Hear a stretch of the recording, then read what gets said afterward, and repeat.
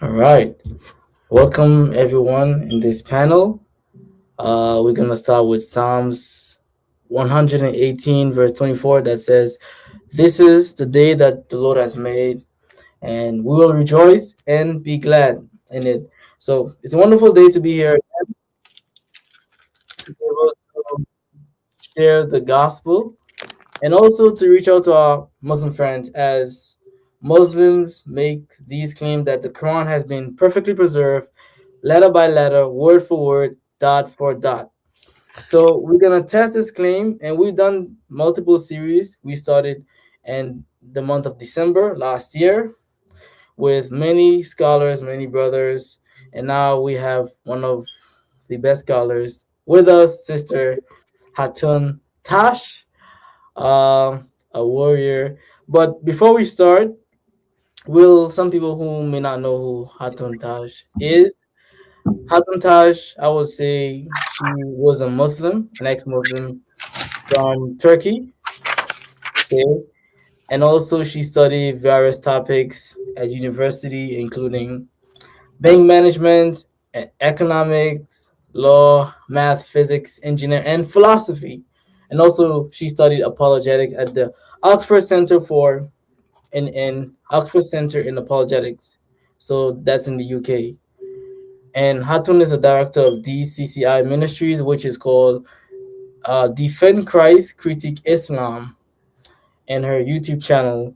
And she is an evangelist, not only to have a burden to share the gospel with the Muslim friends, but have a burden as well to equip Christians and to defend the faith. So, and also another version of the Apostle Paul, because she went to many mosques back in the day every week, be persecuted. That reminds me of the Apostle Paul. So, we're really thankful for her ministry. So, before we give it up to her to take over, we'll just pray before we start, and then we'll give it to Hatun Tash.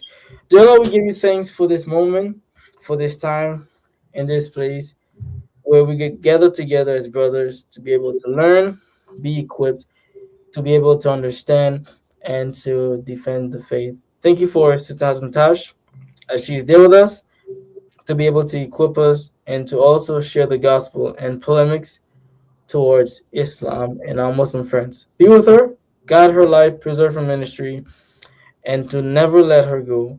I ask the Lord, every Satan that tries to come against her, they will all prosper. They will never succeed. Guide her, not just for today, but for eternity. Amen. Okay, Sister Asantash, I will say the floor is yours. Thank you very much for having me. Just a quick, where did you get all that, my personal details? Just a side note, I'm not a scholar. I'm simply a Christian who loves the Lord. And preservation of the Quran has been a topic where I had to face week after week, even day after day in the mosques as well as at speakers corner. Argument is usually, well, Bible is corrupted, Quran has been perfectly preserved dot by dot, letter by letter, sound by sound. So by default I was forced to look into it, and then as you look deeper you just see actually it's very much messed up. Okay, just a second, I've got some practical issue here, just a second.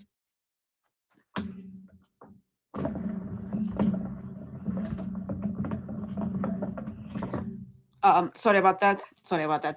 So it's a topic, I looked into it. It's a topic I enjoy it because it simply tells us for centuries, not only Muslims are being lied, but they choose to live in this lie. So in that sense, it's a topic I love, and we will be digging into it.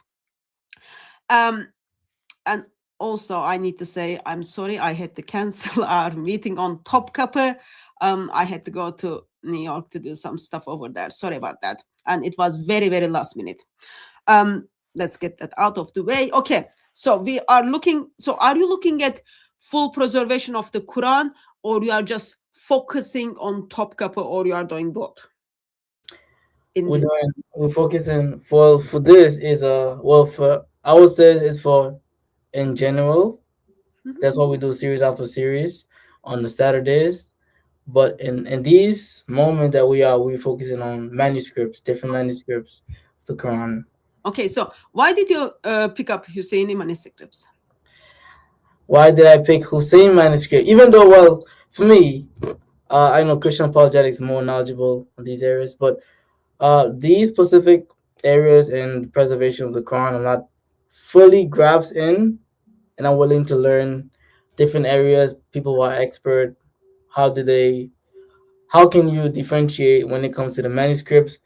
How can you show the Muslim that there are variants in these manuscripts and errors? The reason I asked is, so going back, I started digging into manuscripts in 2014. So at that stage, Husseini manuscripts, one of the manuscripts that Uthman sent out to the Muslim world. So it is the manuscripts that supposedly take us to one of the earliest copy of the Quran, right? Which is compiled under Uthman. And as the time went on, now Muslims figured out, actually scholars says that's not the case.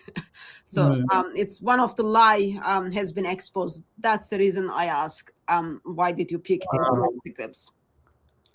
So in 2014, yeah, this was one of the manuscripts that Uthman sent it out. But now as the time went on, they know we don't have Uthman's manuscript. So therefore, they don't make those claims. Well, some of them do, but they are kind of intentional to not make those claims publicly.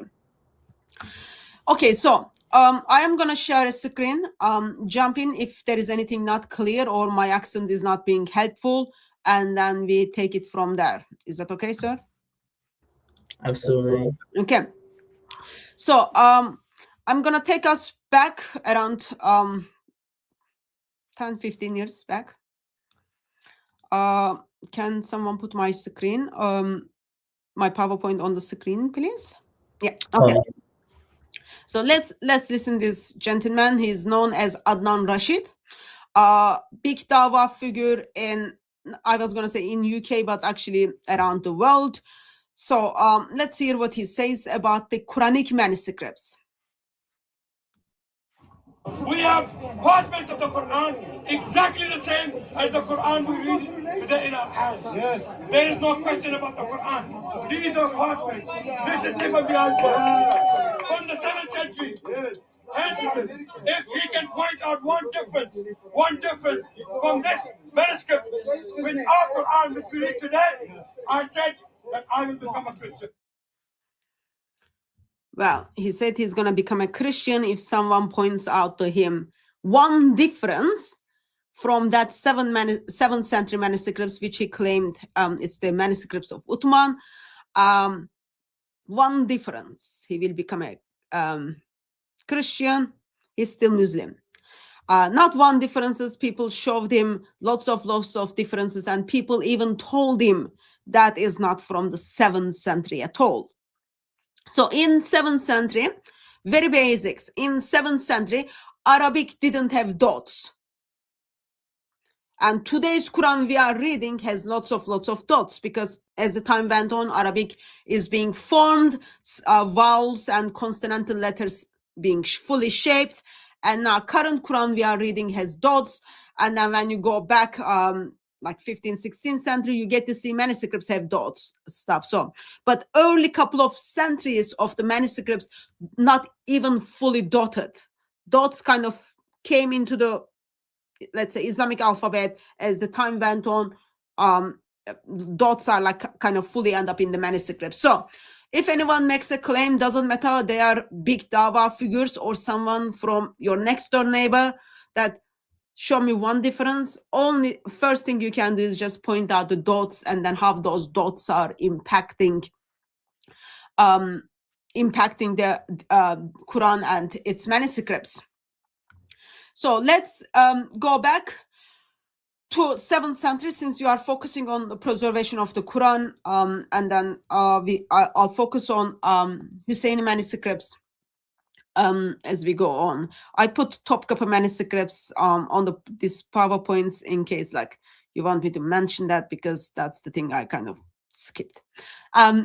So Quran comes to Muhammad from so-called angel Gabriel. Allah gives to the angel Gabriel. Angel Gabriel gives to Muhammad. This is according to Islamic tradition. Gives to Muhammad. Muhammad kind of recites those things to the people. And then some people are writing down, and then it goes on. When we look at the Islamic tradition, we get to see there are certain parts of the Quran, for example, reveals where Muhammad forgets. Okay. He says, I have simply forgotten. Thanks for people who reminding me.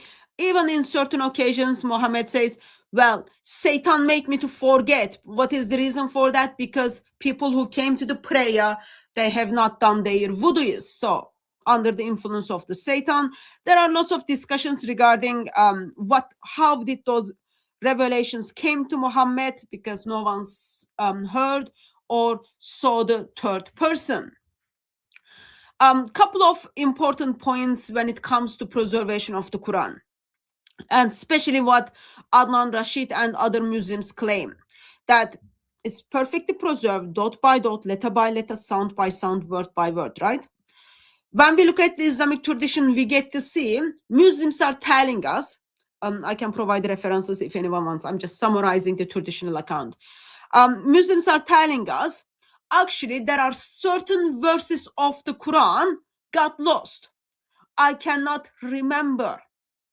There was this chapter as big as Surah 2, but in the context of Surah 33, but I don't remember the rest.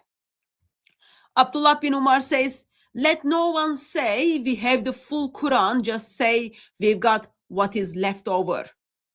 Okay, so Muslims are talking about it as they are trying to compile the Quran. They are expressing, well, we lost the verses, sheep came and then ate it, all those kind of things. That's soon after the death of Muhammad. In the lifetime of Muhammad, there are some interesting stuff comes to us from Islamic tradition. This is well-known hadith. Umar bin Khattab, he is the second caliph as well as the father-in-law of Muhammad. He is in the mosque. He hears that Hisham bin Hakim is reciting Surah 25. So, as the father-in-law of Muhammad, he gets certain recitations from Muhammad, right? And then he is in the mosque, and then he is hearing that Surah 25 is being recited. And he listens to the recitation. He noticed this recitation is different from what Muhammad taught him. So person B, Hisham, is reciting Surah 25 different than what Muhammad taught Umar to do. Of course, that makes Umar pretty angry. He says, I was about to jump over him joining to his prayer, but I controlled my temper. And then out of kindness, I waited for him to finish the prayer. So if you think about it, this is not like someone is saying water versus water. I don't have accent, but like the way they pronounce the American English and British English. So it is not like simple pronunciation. This is so different that Umar want to jump over Hisham, but he just waits him to finish the prayer. And then once the prayer is finished, he says, I put his upper garment around his neck and seized him. He's so upset about it. He grabs upper garment on his neck and sees him. And then he says, okay, who taught you this? He says, Muhammad taught me this. And then he says, no, actually Muhammad taught me different than what you are telling me. And then Hadith tells us, so I dragged him to Muhammad. It's not like, okay, let's go to Muhammad and have discussion about this. I dragged him to Muhammad, and then both of them went to Muhammad. Muhammad says, Umar says, this is the problem. Muhammad says, okay, recite. And then Umar recites, Hisham recites, and then both of them are different. And then Muhammad steps in at this stage and then says that it was revealed in many different ways. 7 different ways. Islamic tradition tells us these is 7 different ahruf. Okay, and what is ahruf is actually we don't know. According to Yasir Qadi, in his book of Science of Quran, page 172 or 73, he talks about Allah best knows what is the ahruf is. Okay, we don't know what ahruf is, but what we see is at the time of Muhammad there is already concerns regarding, not only concerns but like proper fights regarding how the surah needed to be. And then we've got the similar thing in Ubay bin Ka'b story, where again Ubay bin Ka'b's here a Quranic verse, and then this is different than what he's being recited. He's recited, and then it calls him a denial that he didn't even had before Islam. At that stage, Muhammad hits him in the chest, whereupon I broke sweating. So he expresses, well, there is something not right. Muhammad is saying Quran is revealed in many different ways. I never heard this before. And I am the one who Muhammad says take the Quran from. When Muhammad noticed, oh, I'm having some doubts, I got beaten about it. So these both hadiths are simply pointing out at the time of Muhammad that there was no one version of the Quran. There were different versions of the Quran, and people are reciting. In the story of Ubay bin Ka'b, Ubay bin Ka'b and Hisham are from the same tribe. There is no reason for Quran to come to the same tribe, adult males in different ways, right? If someone is, let's say, from different part of the world, oh yeah, you can adjust things. But in here, same tribe and two male adults. And at this stage, like Umar is Muhammad's father-in-law. He doesn't even know until now that Quran is coming in different ways. Muhammad never bothered to tell anyone that, oh guys, watch out, I'm going to teach the Quran to you in many different ways. Same in Ubay bin Ka'b's story. Ubay bin Ka'b is not like someone just like sees Muhammad once a year or something. He is the one who is learning the Quran, and then Muhammad says, take the Quran from 4 people, and Ubay bin Ka'b is one of those people. And Muhammad didn't even tell that Ubay bin Ka'b, well, Quran is, you will be hearing Quran in many different forms, don't be surprised. So that's the information just coming out as people are kind of expressing their concerns, right? And in here, instead of sitting down and then discussing why there might be some concerns, he simply strike him in the chest. Islamic tradition tells us there was no Quran from Surah 1 to Surah 114 when Muhammad died. So Muhammad dies, and Muslim communities start being shaken. Bukhari 509 talks about first completion of the Quran. 510 talks about the second completion of the Quran. Okay, so people are dying in the war. Actually, let me see if I got this one here.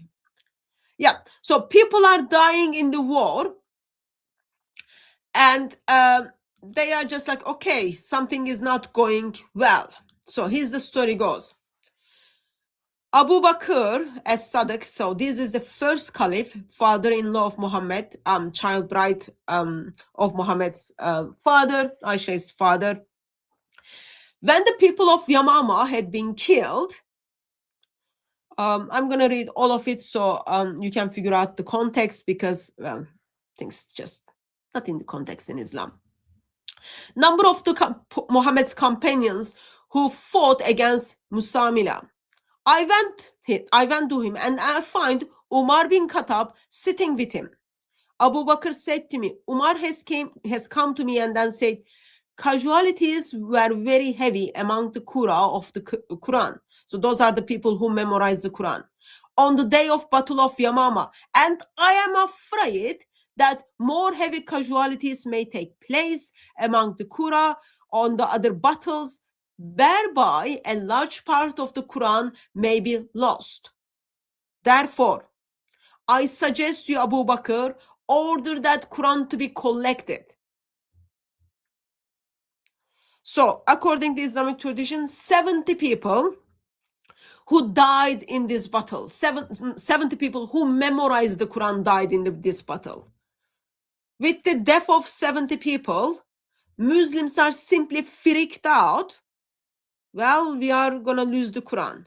Things are shaky right now. We've got to do something about it. Abu Bakr, please order Quran to be collected. He doesn't say please, but anyway. So, order Quran to be collected. I said to Umar, how can we do something Allah's apostle didn't do? You are asking me to do something that Muhammad didn't do it. So that is seen as bid'ah in Islam. And all bid'ah is evil. But Muslims went on and then do it. Umar said, by Allah, this is good project. Islamic tradition tells us Umar contributed 3 verses to the Quran. Allah agreed with Umar on 3 verses and then puts those verses. So in here, it says, by Allah, this is a good project. Muhammad didn't think that. Muhammad claimed he received first-hand revelation from Gabriel. There is nothing tells us, well, Umar is getting revelations. But he says, by Allah, this is a good project. Umar kept urging me to accept this proposal until Allah opened my chest for it. Then I began to realize this was a good idea. We've all been around people who are very pushy, right? They force you to accept their views and they mumble about it until you say, okay, let's go for your idea. This is in one of those moments. So Abu Bakr said to me, you are a wise young man. This is to Zayd bin Thabit. You are a young, wise man. I can't find where I am. Abu Bakr, you are young, wise man, and I do not have any suspicion about you. You used to write the divine revelation of Allah, so you should search for the fragments of the Quran and then collect in one book. Zayd bin Thabit apparently already writing the Quran. Abu Bakr is not telling him, oh, bring us what you have. Abu Bakr is saying, go and search for the Quran and collect it. So it's not handy. At this stage, it doesn't look like that we know person Muhammad 1, person Muhammad 2, person Muhammad 3 has the written Quran or written verses, because Zayd bin Thabit needs to go and search for it. By Allah, if they had ordered me to shift one of the mountains, it would have been heavier for me than this ordering to collect the Quran. Then I said to Abu Bakr, how will you do something Allah's apostle didn't do it? So Abu Bakr and Zayd bin Thabit has the same view at the first place.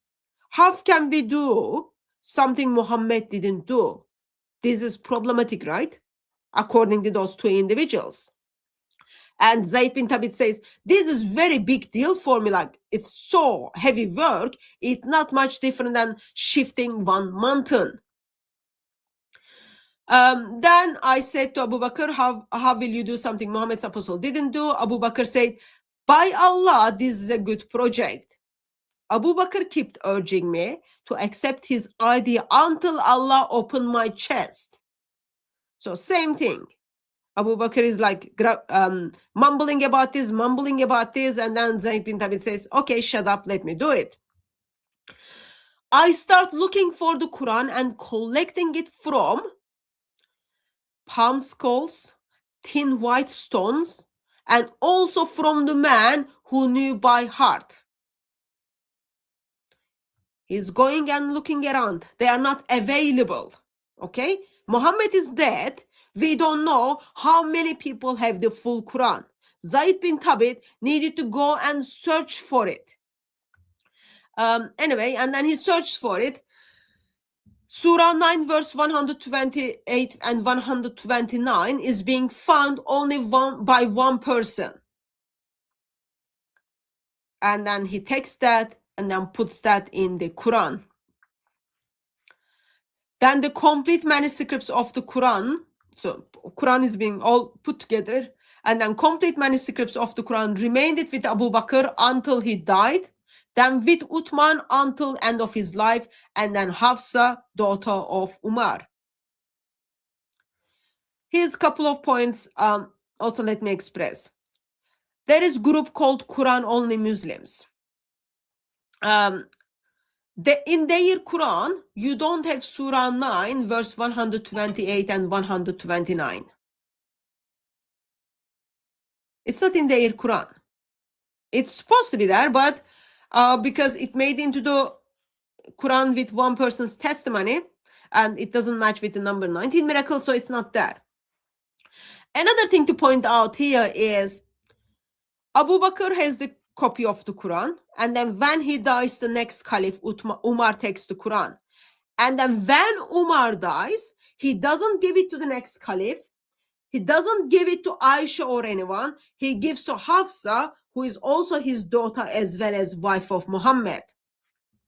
So we get to see there are some creepy situation in the first completion of the Quran, and then the second completion of the Quran. Let me make it a little bit bigger for you. I don't know if you are able to see it there or not. So this is 5010, not 5010, 510. So this is from the time of Uthman. Okay, so at this stage we've got Hafsa's Quran, which has been compiled and put together. Narrated Anas bin Malik. Hudafa bin al-Yamam came to Uthman at the time when people of Sham and people of Iraq were waging war to conquer Armenia and Azerbaijan. Hudafa was afraid of their differences in the recitation of the Quran. He said to Uthman, "O chief of the believers, save this nation before they differ about the Quran, as Jews and Christians did before." In the background, so think about it. This is around 650s, okay? Just within 20 years after the death of Muhammad, just within 20 years after they've got the first Quran. Muslims are fighting, and one group of Muslim, according to Islamic tradition, calls other group of Muslim kafir, disbelievers, simply the way they are reciting the Quran. What does that tell us? When Muslim says, "Oh, Quran is being memorized since the time of Muhammad. If you get rid of all the copy of the Quran, everyone can recite what Muhammad recited, right?" But this is only 20 years after death of Muhammad. Muslims are calling one another because recitation is different. You are kafir because you are reciting this thing different. So that shows us recitation, that perfect memory, perfect recitation is failed only within 20 years. And why they need to, why do they want to save the nation, and how do they want to save the nation? The differences in the Quran, in this war, was making, it was so obvious, not much different from the Christians and Jews. What is our difference between Christians and Jews? What is our differences? Jews do not have the New Testament, right? They don't see Jesus as the Messiah. They don't, like, whole core doctrine is different, as well as they don't have half of the book. They don't have the New Testament at all. So, messed up, let's say gently. So we don't want nations to differ as the way Christians and Jews did before. So Uthman sent a message to Hafsa saying, "Send us the manuscripts of the Quran so that we may compile the Quranic material in perfect copies and return to the manuscripts to you." Hafsa sent it to Uthman. Uthman then ordered Zayd bin Thabit, Abdullah bin Zubair, Said bin al-Assad, Abdurrahman bin Khalid, bin Hisham to rewrite the manuscripts in perfect copies. So Zayd bin Thabit did this job before, right? Within like less than 20 years ago. But now you've got the committee of the 4 people, and they are rewriting it. They are not copying from what was there. And Uthman said to the three Qurayshi men, in case you disagree with Zayd bin Thabit on any point of the Quran, then write it in the dialect of Quraysh. The Quran was revealed in their tongue. So they did so. And when they had written many copies, Uthman returned to the original copies to Hafsa. Uthman sent to every Muslim province one copy of what they had copied and ordered that all of the other Quranic materials, whether written on fragment or manuscripts or whole copies, to be burned. So they didn't simply copy from the Quran that was put together before.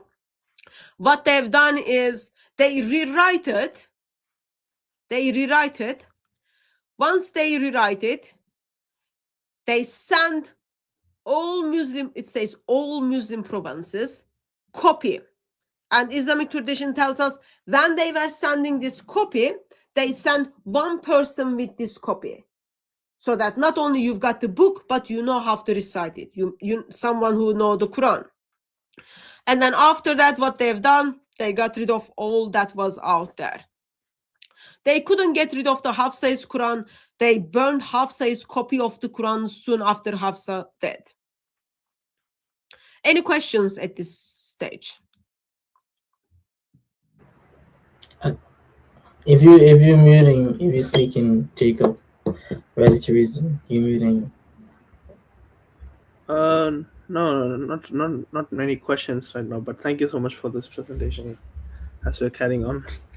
Okay. Yes. Comments are welcome too. So just making sure everything is clear. Yeah, I would say, well, Uthman, because the question would arise since Muhammad says learn the Quran from the four men, but Uthman was not mentioned, and we would ask who gave him the authority to burn all the other copies. Well, Muslims' objection would be he doesn't need to have this authority because he's one of the caliphs. So he's one of the caliphs, he can authorize things. If it goes in the wills of Allah, then it will be okay without Muhammad authorizing him. How would you differentiate that? Wouldn't you see that as a strange thing? So Quran supposed, like, think about it, okay? In Christian history, people were given to the lions. They were burned. Simply, they didn't want to give the copy of their scripture, right? Yeah. Versus in here, you've got someone in the power tells you, we are going to get rid of everything. Why? Because I'm in the place of power and authority. Muhammad didn't put the Quran together, didn't order Quran to be compiled in one book form. It was Caliph's idea, even in the story of Uthman. It's not Uthman's idea. It is the man who is coming from the war. He says, I have witnessed to this. We've got to fix this. So because Caliph does everything, Caliph doesn't get revelation from Allah. Like, there is nothing in Islamic tradition tells us, well, Uthman spoke to Allah. Uthman received something from Allah. There is nothing tells us that. They are simply burning the very word of Allah. And it says, like, when you look at the Islamic tradition, you've got individuals, for example, Al-Hajjaj. He is giving people money. Give me your copy of the Quran. And then once he gets the copy of the Quran, he's burning them in a boiled oil, destroying them. So, because, like, I don't see there is anything in Islamic tradition can give us the impression that those caliphs are infallible. Especially if your caliph is going against your prophet, I would say, well, to be good Muslim, you need to pick your prophet, right? Yeah. Well, there was a disagreement between, there's the other hadith where one of the companions, Ubay ibn Ka'b, he did not agree to give up his manuscripts, and they would still fight each other over it. You mean Ibn Masud? Yeah, Ibn Masud. Yeah.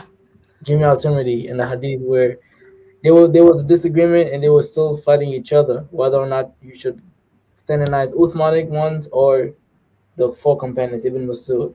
Yeah. See, if you think about in that story, they broke his hip.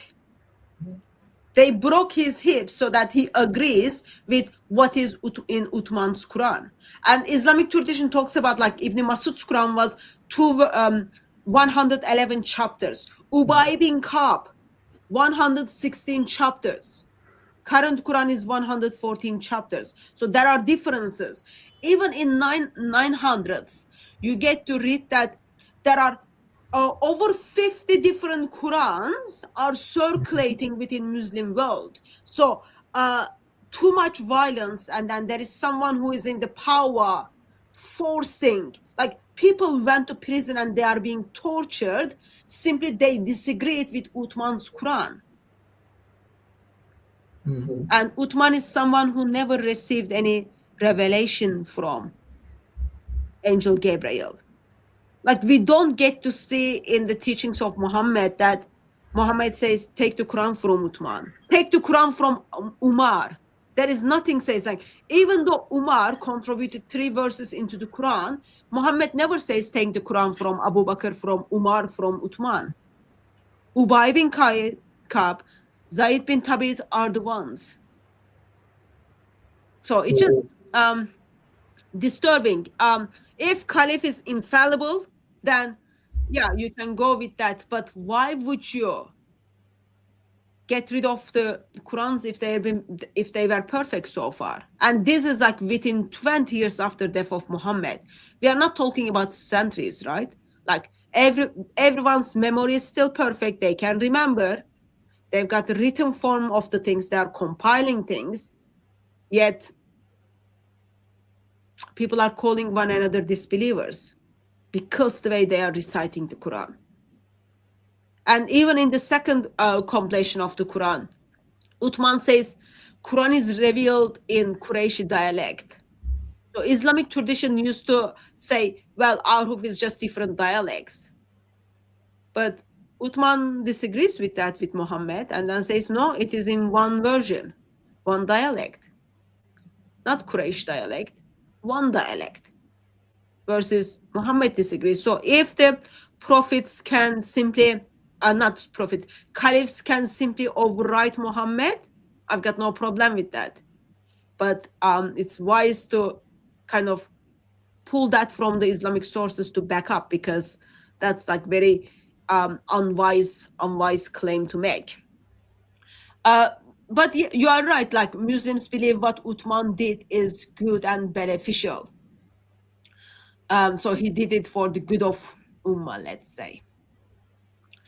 Okay, Bukhari 510 told us that once the Qurans Quran is being rewritten, compiled, all the copies are being burned and destroyed, and Uthman sends copies of the Quran to the all provinces. So we don't know how many Quran has been sent, where Quran has been sent. Islamic tradition kind of gives us some ideas. 4 copies of the Quran, 5 copies of the Quran, 7, even up to 9 copies of the Quran is being sent, okay? So potential places are Basra, Baghdad, Damascus, Jerusalem, Cairo, Alexandria, Aden, Herat, and Nisapur. Yasir Qadi talks about in his book, it says, when it says copies are being sent all the provinces, it can go up to 9 copies. So that means we need to have from 4 copies to 9 copies of the Quran that Uthman compiled and sent it around. That matches with our Quran. So Al-Hussein manuscripts is traditionally identified one of these copies of the Quran that went to Cairo. Okay? This is the Uthman's Quran. So Muslims today do not kind of look back and then say, okay, let's find Abu Bakr's Quran. That's not the case. They already give up the hope on that. Like the earliest Quran they will have is from the time of Uthman. The copies Uthman sent it around.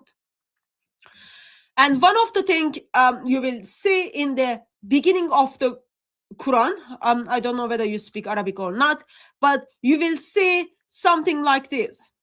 Each letter of the letters of this Musaf correspond to is the same as parallel in the aforementioned Uthman's Musaf. So beginning of the Qurans are telling you this Quran you are reading is exactly the same with Uthman's Quran, right? The Musafs 49 that Uthman sent it out. Couple of years ago, 2015, 2017, I can't remember exactly the date. Couple of years ago, Tayyar Altıkulaç and Ekmelettin İhsanoğlu stepped in and then said, actually, something very serious, we've got some serious problems. He says, one of the most important questions of the Quranic history is whereabouts of the Musafs attributed to the Caliph Uthman and whether any of them reach the present day. Unfortunately, we do not have a positive answer to this question. In our view, this situation is one of the greatest weaknesses of the Islamic world throughout history. So people used to say, we've got the Uthman's Musaf, copy of the Uthman's Musaf. This is what Uthman compiled. And İhsanoğlu says, actually, no. That is the greatest weakness in Islamic history. We don't have those Musafs. They have not reached to our hands. Then very basic question is, why not? Muslims are in power. Those copies of, like Quran is not being in the hands of critics of Islam or the enemies of Islam. They were held by Muslims. They were controlled. Why not? Why not? Yeah, İhsanoğlu says we don't have it. And there is Quranic scholar. He's done lots of work in Quranic manuscripts. So while today there are many different Arabic Qurans out there, the Quran that is being recited and memorized and used for prayer in the majority of Muslim world is identified as Hafs Quran, that has been officialized around 1924 and then 1980s.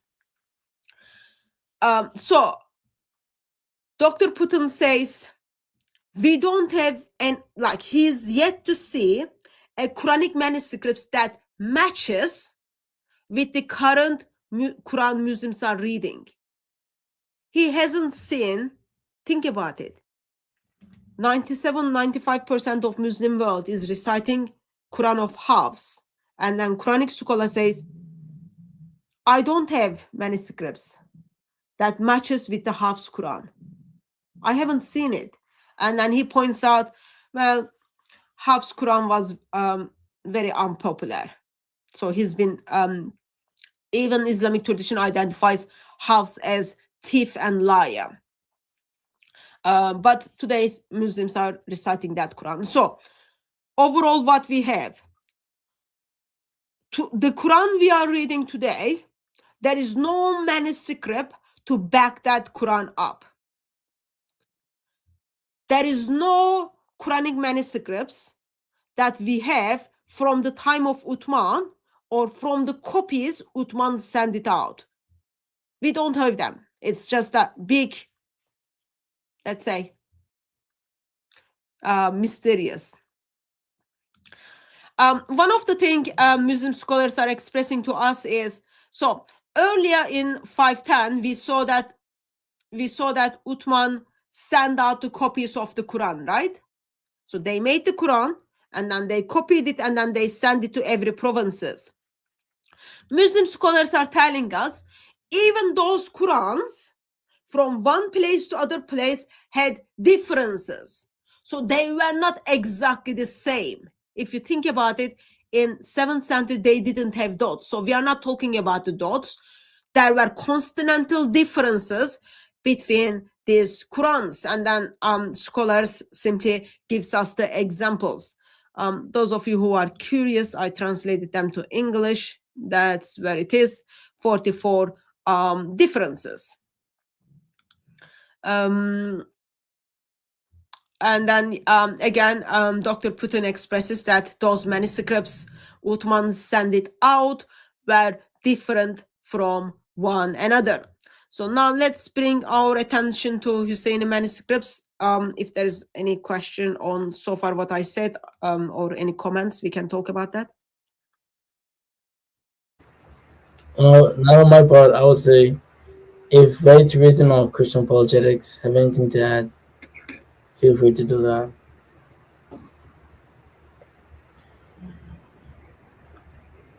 I mean, sorry if you don't mind, I was supposed to, I should have asked this question earlier, but this just popped into my mind.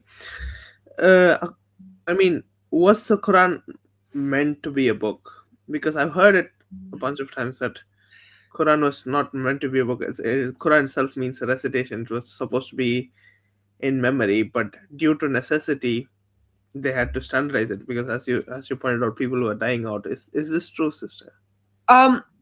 So when you look at the Islamic tradition, you get to see that might be the case, right? In the time of time of Muhammad. Even though people are writing it down, people are holding, memorizing stuff. But something happens soon after death of Muhammad. In the time of Abu Bakr, Muslims are saying, well, people who memorize the Quran, 70 of them are died. Now we are going to lose whole Quran. In the time of Uthman, the memorization that took place was causing Muslims to call one another disbelievers. And the moment you call one another kafir, what do? You go and chop the next person's head, right? So maybe in the time of Muhammad, it was just for recitation, for people to memorize it and then act on it. But within 2 years to 20 years, it became essential that it needed to put down together. We don't want people to divide, have differences like the Christians and the Jews they have about their book. So therefore, there is a need came to be put together. So if it's supposed to be memorization, clearly Allah didn't find right people to memorize it, right? Allah didn't know who can do a good job. So let's memorize those people. Let's memorize. Current Quran has 6,236 verses. So expectation is you had people in 7th century who were capable to memorize more than that, because you've got missing chapters, you've got missing verses, all those kind of things, right? Even like when you look at the Shia sources are talking about there were like over 16,000 verses in the Quran. And then we end up having only 6,000 of them, 6,736 of them, 6,236 of them. So, as I said, if intention was this just to be memorized, no one did good job.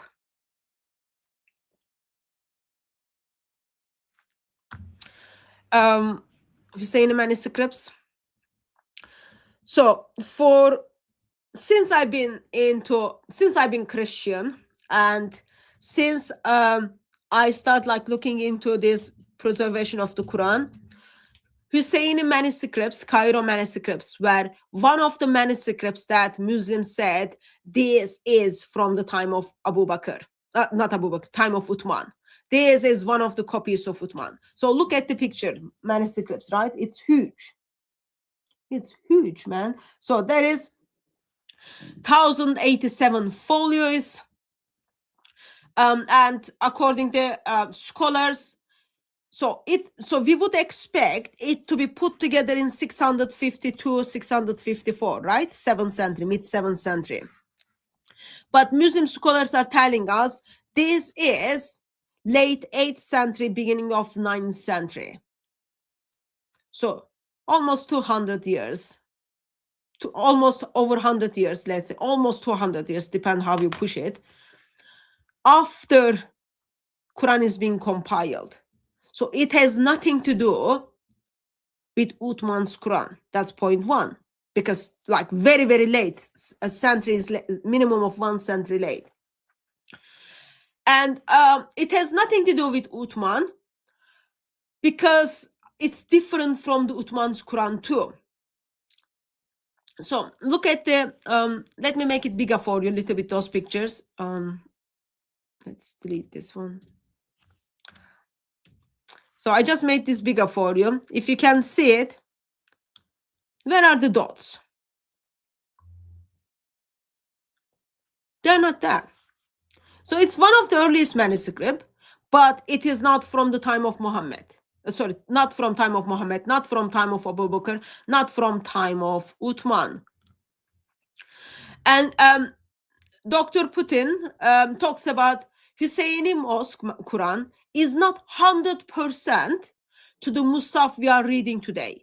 The differences are negligible, but they exist. And then he gives you some examples. In here, Alif is missing. In here, Ya is missing. In here, you've got like this extra Ya, all those kind of things. So it is not with the current Quran, not same with the current Quran we are reading. And remember, like, you don't have the dots. And according to Dr. Putin, this is not one of the manuscripts that takes us back to Hafs Quran. In here, I put together for each folio, what each folio is missing. So you've got like, let's look at folio 99. Okay, it's Surah 4, and then part of the verse 6 or part of the verse 8 are missing.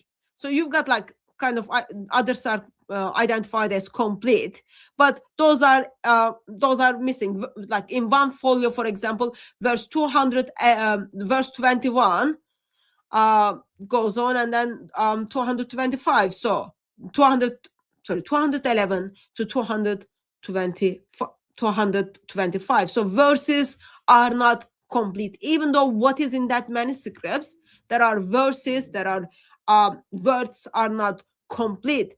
And then you can see, so Surah Ihlas, so Surah 112, 120, 112, 113, 114, last three surahs of the Quran, they were edited later. So those, they were not in the manuscripts, they were edited later, and then now they can say, yeah, big chunk of this manuscript is complete. But they are edited later, so someone else came and then edit them later.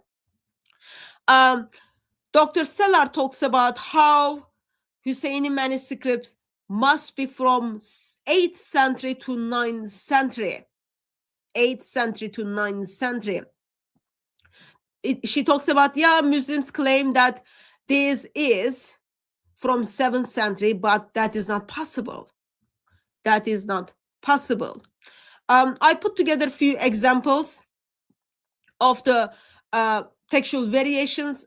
This is from the Dr. Brubaker's work, where he looked at some of the early manuscripts, and then he put together examples of intentional changings in earliest copies of the Quran. Intentional changings, right? Someone is intentionally erasing something. Someone intentionally covering up something. And then he's got examples after examples. I only put here a few examples if kind of you want to look at all of his work. He's got like a small book about it. He looks at I think 20 examples in his small booklet, but he find like lots of. So you've got covering, you've got erasing, all those differences. So that means someone intentionally wanted to make those manuscripts exactly the same. When we look at the earliest Islamic tradition, actually let me get you the reference for that. Just a second. When we look at the early Islamic writings, you get to read that it is talking about how people intentionally where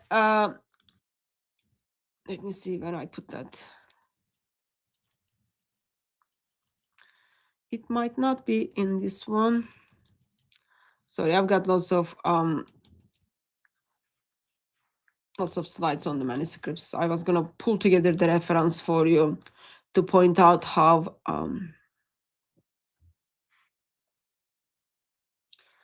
Islamic tradition tells us that they are intentionally changing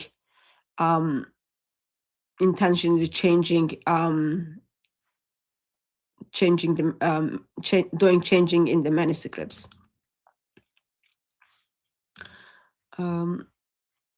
Okay, if that's okay with you, sorry, it's going to be burden, but I'm going to share another screen. If you can put that on the screen. I think we need Christian Apologetics Network on here for you to get that back on screen. I mean, on the stage. Sorry. So, here is early writings are talking about how Muslims were erasing the Musafs, the manuscripts, to make it same with Uthman's Quran. Okay, so it says Ali bin Osman, grandfather of Abu al-Asma, used to erase the Musaf copies that differ from the codices of the Caliph, especially the Codex of Uthman, by the order of Al-Hajjaj.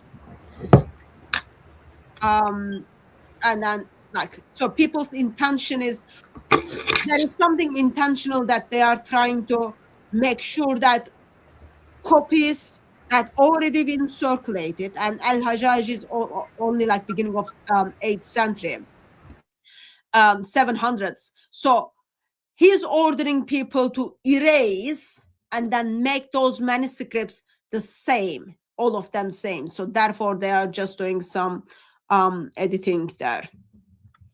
What I'm going to do is I'll put the reference in the chat. Let me see if I have right, because it says join the chat. Well, I'm going to put it on the private chat so you can copy the normal chat if that's okay. Okay, so that people have the references of that. I'll just paste it onto the chat. Yeah. Yep. Thank you. So I pointed out in the Cairo Musafs,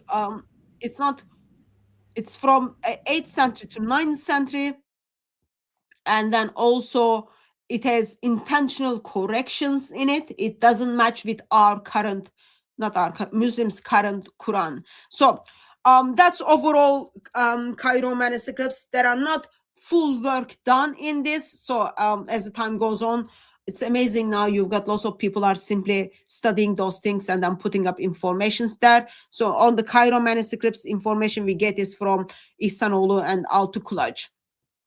Let me just remind something so that we don't miss.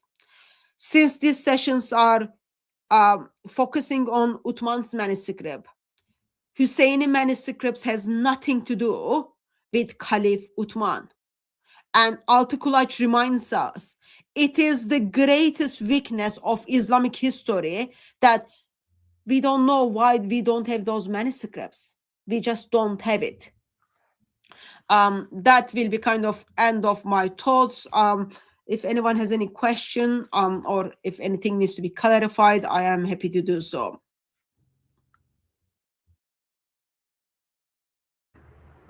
Thank you so much. Question Apologetics, welcome again. I know that. I would say that if you have any comment, then feel free to speak, and then I'll go. There's some questions in the chat people have.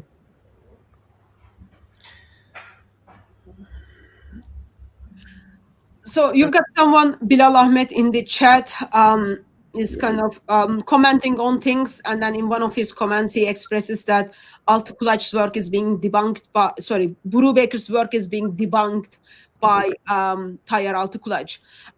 It's amazing that Altıkulaç is very, very busy man. Yet it was bothering him so much that he took time and then published a rebuttal to Brubaker, and I think this is very healthy in, especially in academic world, that like people are critiquing about your work, they are sharing their view. In that sense, it's very, very good. But sad thing is, he says, oh yeah, overall, yeah, that has been erased. Oh yeah, that has been covered. And then he tries to justify what it has been done. So the point is not whether those differences are important, whether those covering ups are changing meaning, or whether those cover-ups erases or the one they erase makes any doctoral differences. That's not the point. The point is Muslims, especially the ones who are involved with Dawah, telling us, I played the clip at the beginning of the video, that those manuscripts are from Uthman and they are dot by dot, letter by letter, same with the current Quran we are reading today. There is no differences. And then Muslims text Mike and then says, well, I will become a Christian if that is the case. So Dan Brubaker's work simply confirms that there were intentional work to make sure Quranic manuscripts look the same. And I put the reference in the chat. So Muslim scholars are saying, yeah, Al-Hajjaj was ordering people to simply make sure those manuscripts are matching. So it is good that Altıkulaç put together rebuttal, but his rebuttal doesn't, like there is nothing in his rebuttal says, oh no, those are not covering or those are not erases. His rebuttal is like, not much, that doesn't make much differences. So so if your point is manuscripts are perfectly preserved dot by dot, letter by letter, it's exactly the same, that there is no human touch in it, I don't think Altıkulaç is supporting you on that. And that is greatest sadness, because same Altıkulaç says, it is just a miracle. It is just a miracle that we don't have Uthman's manuscripts from 4 to 9 codexes. Where are they? Why none of them are survived so that we can check them? Yes, I'll give it to Christian Apologetic if you have anything to add, and then there is a question that's being laid, and also another Muslim that wants to join. But Christian Apologetics, you could, floor is yours if you want to say anything.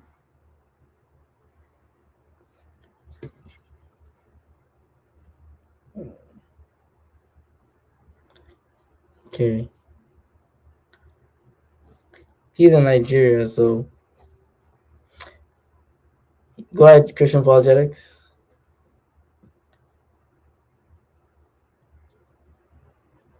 Yeah, thank you, Sister Hatun Tash, for the wonderful presentation.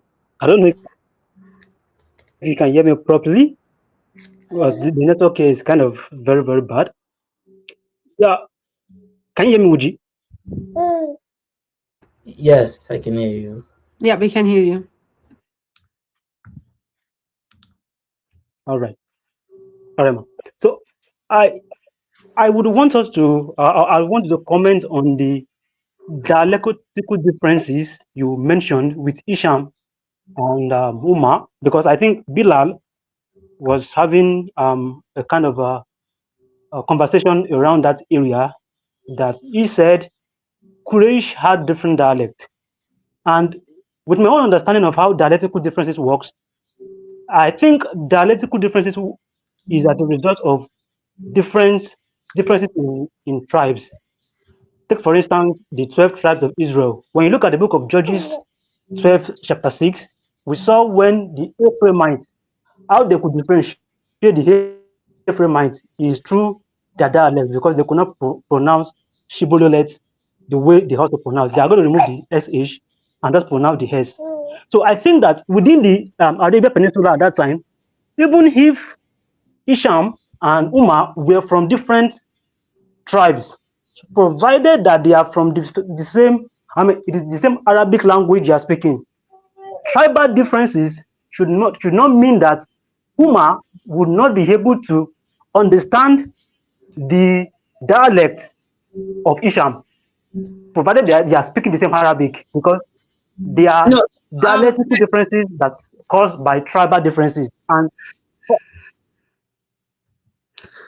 so there is a problem. There is a faulty thinking the way you are expressing. So Hisham and Umar are from the same tribe. They speak the same dialect. That's like, it is not the case that they are from the different tribe, they speak the different dialect. According to Islamic tradition, they are from the same people group, they are from the same tribe, they speak the same dialect. Then the question is, why is the Quran is being taught to them with the, if it is just the dialect, that the vowels and the dots are affecting things, then why it is being taught to the same people? One of them needs to speak from the, memorize it from the different dialect. And there's a huge question regarding where the dialects were, was the dialects available in 7th century or not, because Arabic was not fully formed at that stage.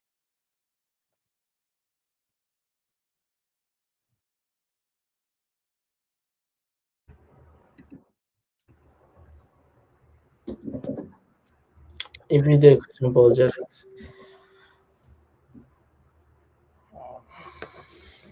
Floor is yours. So like idea of ahruf to be dialect, like there are in-house debates whatever this ahruf is, okay. Yasir Qadi in his book 175, page 175, gives you lots of views. What is dialect? What is ahruf? What is ahruf? What is ahruf? Their theories is ahruf is not qiraat, ahruf is qiraat, all those kind of things. So, but overall, we don't know what ahruf is. That's what Yasir Qadi says. Like, let me get his quotation. So yeah, so page 175 in his book, he says, true meaning of ahruf only known to Allah. We don't know what that ahruf is.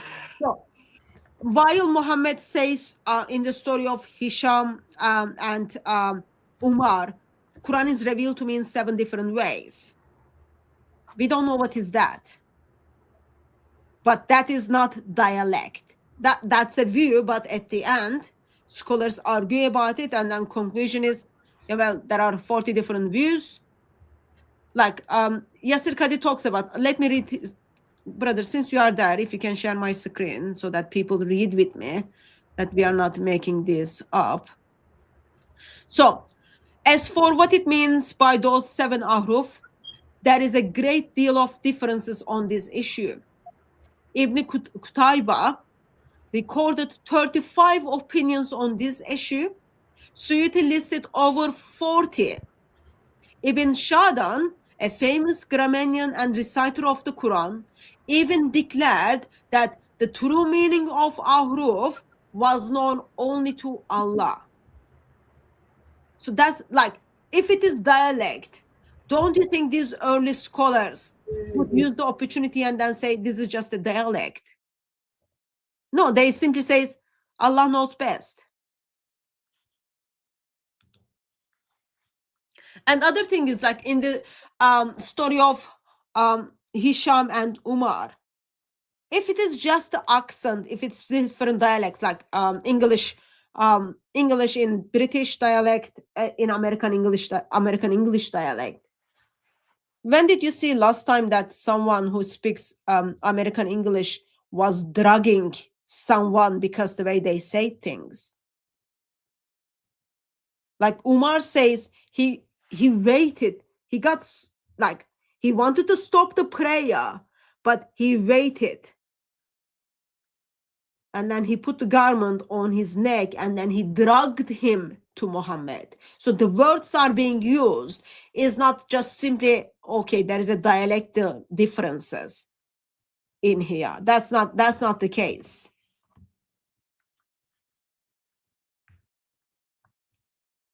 Yeah. And Johnny Apologetics, he's one of us. He's not there, but he sent a greeting to Hatun Tash. Thank you. You know, Christian Apologetic. I know you were saying something. You finish off.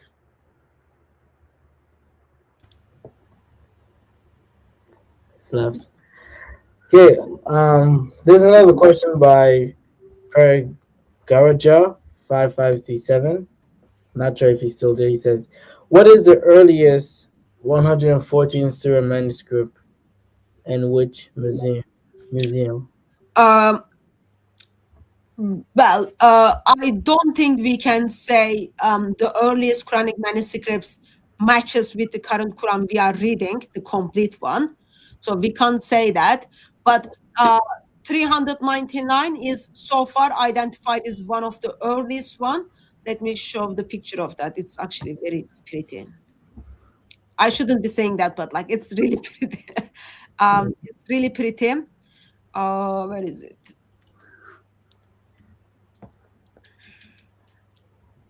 Yeah, so it is dated late 8th century, 799. Where's the sharing screen part? Sorry. He just dropped out again. Are you able to see it on the screen?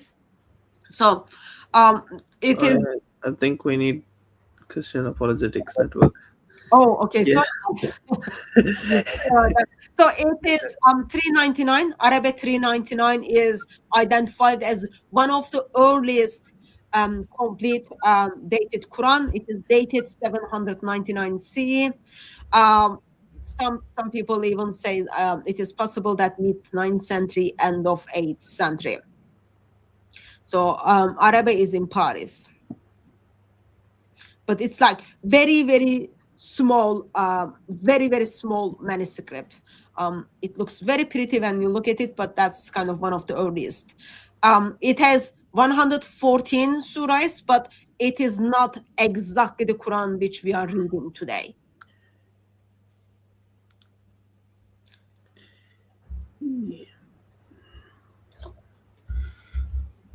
Absolutely.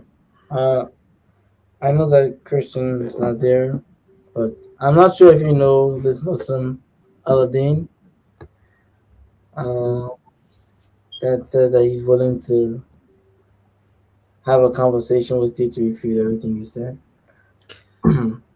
But they just Aladdin, as usual. What do you mean, just? The earliest complete manuscripts of the Quran, top copy manuscripts, dated in. Oh my God, where are you from? Like, who is this Bilal? Are you able to put the comments on the screen, or we need other brother?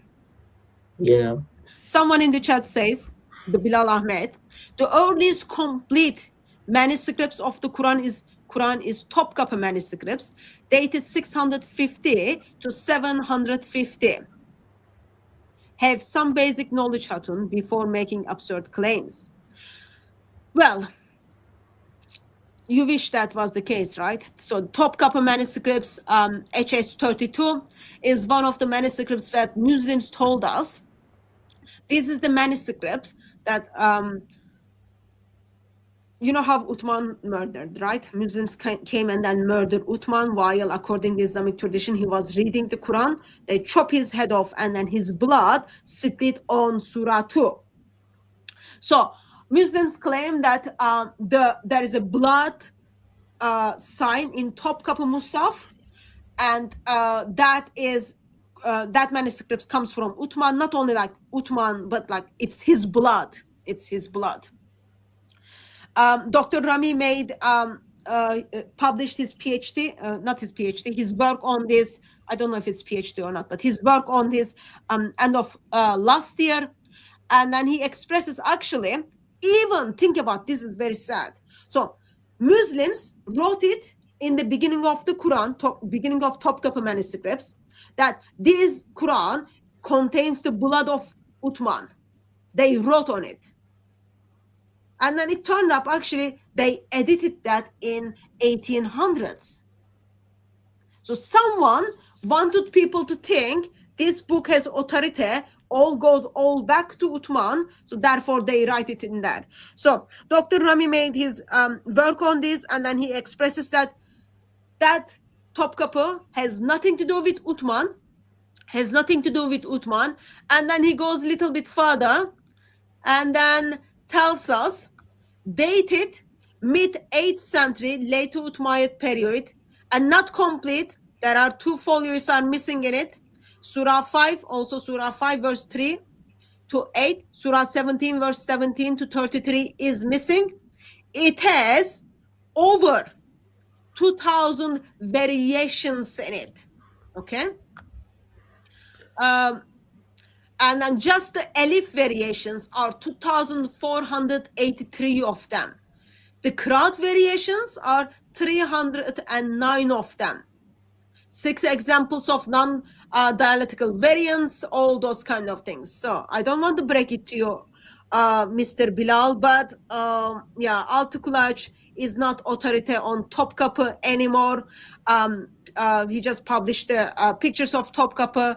Now, Dr. Rami did his research, and you can even like get his book, very helpful, and then read it. Also go to this YouTube channel, Quran and Bible YouTube channel, Dr. Gabriel's YouTube channel. I can't remember the full name. I apologize. Let me just check. Bible and okay, that's someone is sharing the screen. Let me take that off since we are talking about Topkapı. Let's put the Topkapı on.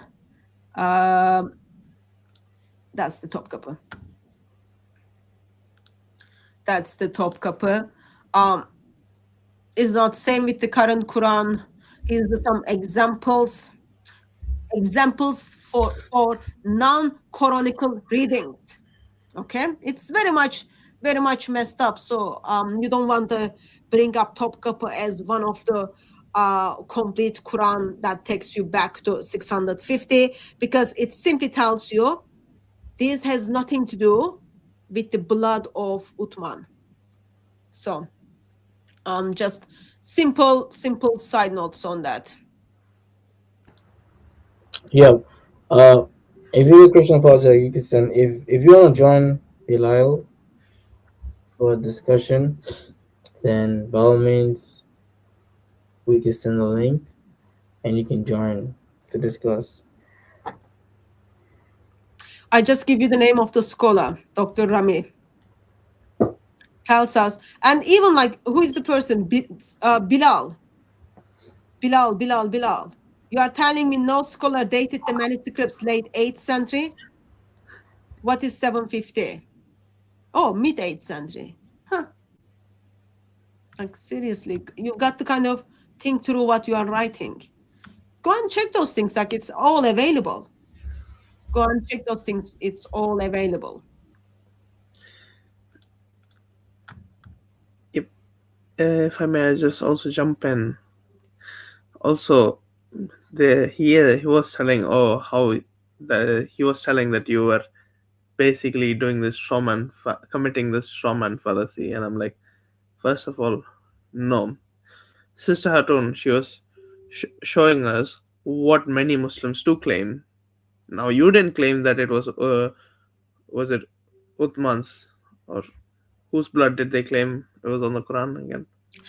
Muslims claim that this is the blood of Uthman that is in the Quran. So Muslims wrote it down. I've got like picture of it. I put a video up there to like warn people that Muslims deceived you. Yeah. So many Muslims do claim this. She never said you claimed it, but in answering your question, she showed us that Muslims claim that this was Uthman's blood on this manuscript, and she later showed a scholar who says that this manuscript has nothing to do with Uthman. Then she gets into the dating of the manuscript, which that's what you commented upon. So you can't just say she's committing the strawman fallacy. She is addressing your claim specifically, but she's doing it in a certain order. I think it's dishonest if you're not willing to listen to the whole response first before you accuse someone of something. It looks like we have someone in the backstage. Just give me a second. I've got the copy of the Topkapı with me. I'll just need to grab it from there. Okay, just give me a second.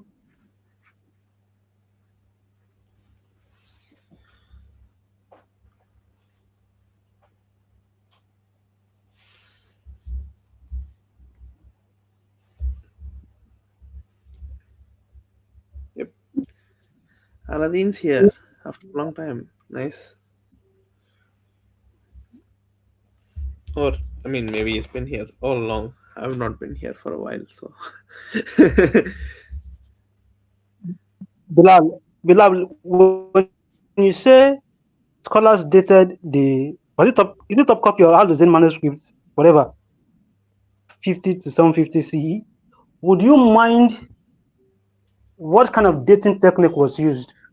Because when you date from 650 CE to 750 CE, so is it calligraphy, is it orthography, is it calligraphy, is it carbon dating?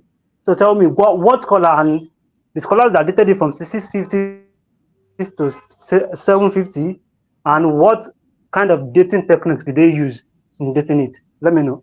So then we can then refute you to, so that you can know that those scholars that dated it from 650 to 750 CE are actually wrong, because the dating they use is actually wrong. You cannot actually substantiate it. So what dating techniques did they use? Would you mind sharing?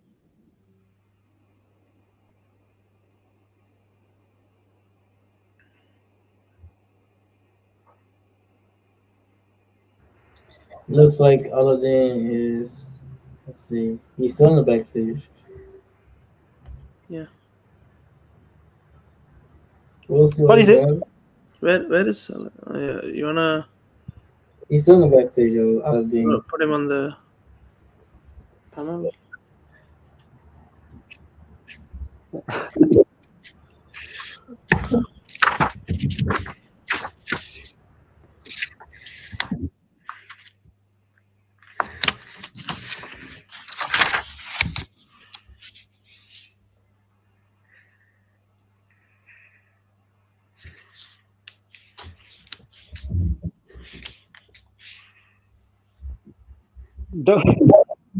Dr. Tazikuli didn't date it from the 7th century.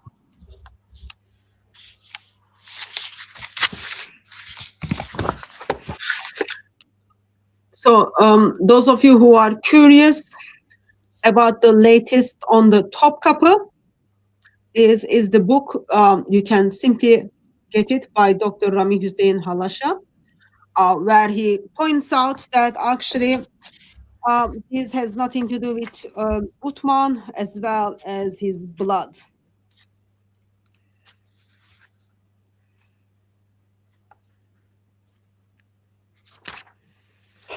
And I'll, out of kindness, I'll show you the thing. So if you get the page 36, 37, so on the page 36, this way, so you get to see this Arabic. In the Arabic, it says, you've got this note, says this is the blood of Uthman. And then story goes on and then says a man came from Iraq, and then said this is the blood of Uthman, all those kind of things. They edited it, but it turned up no, this is not even blood. It might be stain, all those kind of things. So not only I show you the book, but I also give you the page number for you to go and read it. You will find it's beneficial to be educated on the Quranic manuscripts. But yes, Muslims lied for centuries to point out this is the Quran of Uthman, actually contains the very blood of Uthman. It turns up, nope, they intentionally lie to the world.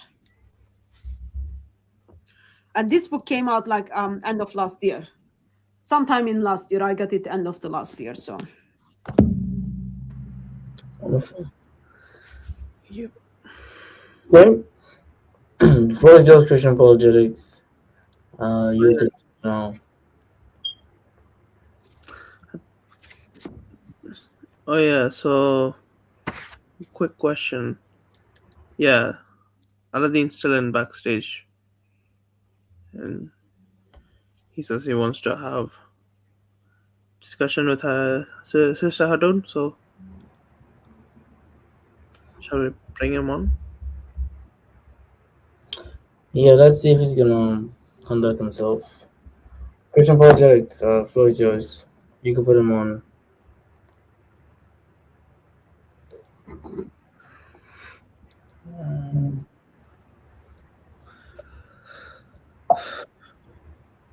Um, Bear with us. Okay, he's on now. Yeah. Hello.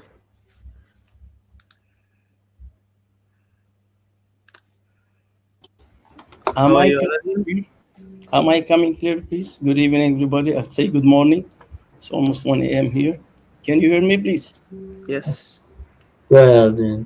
Okay. Hatun, can you hear me, please? I can I can hear Okay. you, sir. Okay, let me refresh your memory so you can remember me. I don't need to remember you, sir. Bring up your argument You and send me an email. up I your would like to. You send me an email, and sir. I reply to your email. I don't need you to refresh my memory. Bring up your arguments on the topic which Okay, we are discussing. okay, okay, We don't okay, need okay. to talk about whether we went Okay, okay, okay, okay, okay, okay, okay, okay. At the end, I'll ask you to refresh your memory and bring me Osama Dakduk as we agree to have a debate. Now, my question for you, I have two questions for you. Seems to be that you're an expert in the manuscript of the Holy Quran, and you are giving a very long presentation, which unfortunately majority for you says is not fact. It's not true. I have two questions for you. First question is, you which part is not true, can sir? you speak, please? Can I speak, please? I want you I'll to ask you the I want question. you to clarify for me which part is not true because you Very simple. explained. That's why my question is about one of those parts. Now, you were talking about the numbers of the counting of verses in the Holy Quran and the different of numbers of ayat verses in the Holy Quran. My question for you, do you know what is the type of the verse counting according to science of verse counting in Islam and how many is it? Please. Sir, can you be kind enough and then tell me which parts I lied about in this presentation on the Quranic manuscripts? That's why the answer for my question No, will sir. bring you. Can you answer my question, please? It's a Sir, very simple question about your presentation. this You is were talking great. about counting. This is great time for you to clarify the areas that I lied and then correct me. So My, and you choose to not do that. So when it comes to the if you are talking about the verses and then how they are counted, I don't know what is this has to do with the topic we discussed, but I am assuming you are asking the chapter differences between Masud's Quran, Kaab's Quran, and Zayd bin Thabit's Quran. According to Islamic tradition, Ubay bin Kaab had extra 2 chapters, and they are not in today's Quran. According to Islamic tradition, Ibn Masud had 111 chapters. Last 2 chapters and first chapters of the Quran is not in his Quran, and current Quran contains 114 chapters. If you are talking about the verses, yes, Quran only Muslims have a Quran that Surah 9, verse 128 and 129 is not there.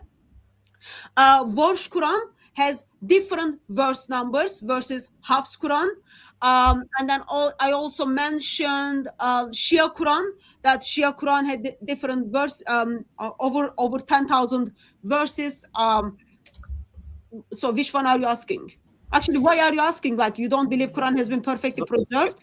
now, I did not interrupt you and I was listening to you. That's what I do always. If you talk, I mute myself. So, will you be kind enough to listen to me as I listen to you without no interruption, please? I'm talking about counting when you say there is a difference between the numbers of verses between Hafs and Warsh, and you consider this as corruption. Now, my question for you is about the number of verses, counting number of verses. What is the type of the verse counting according to the science of verse counting in Islam, and how many is it? The answer for this question will tell you why there is a difference in numbers of verses between Hafs and Warsh. Do you know what are those type according to the science verse counting? How many are they, please? Okay, so I'm not very clear which part I said that verse counts in Hafs Quran and Warsh Quran is not the same. But yes, I do hold that view. I did express the difference between Quran only Muslims, and also I can express that the same thing for the Ahmadiyya Muslims, that they have got different counting. So in Warsh Quran and Hafs Quran, if in the Warsh Quran is, I'm just giving an example, Surah 11 verse 80, it's in the it's in the other Quran is Surah 11 verse 81.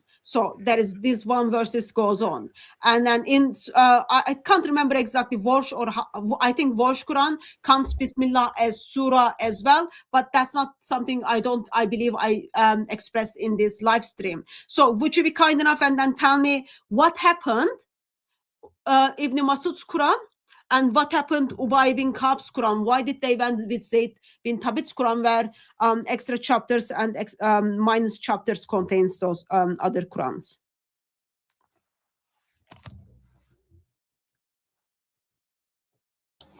You see, with all due respect to you, I ask you a very simple question and you totally ignore. You just said twice that there is a difference between numbers of verses between Hafs and Warsh.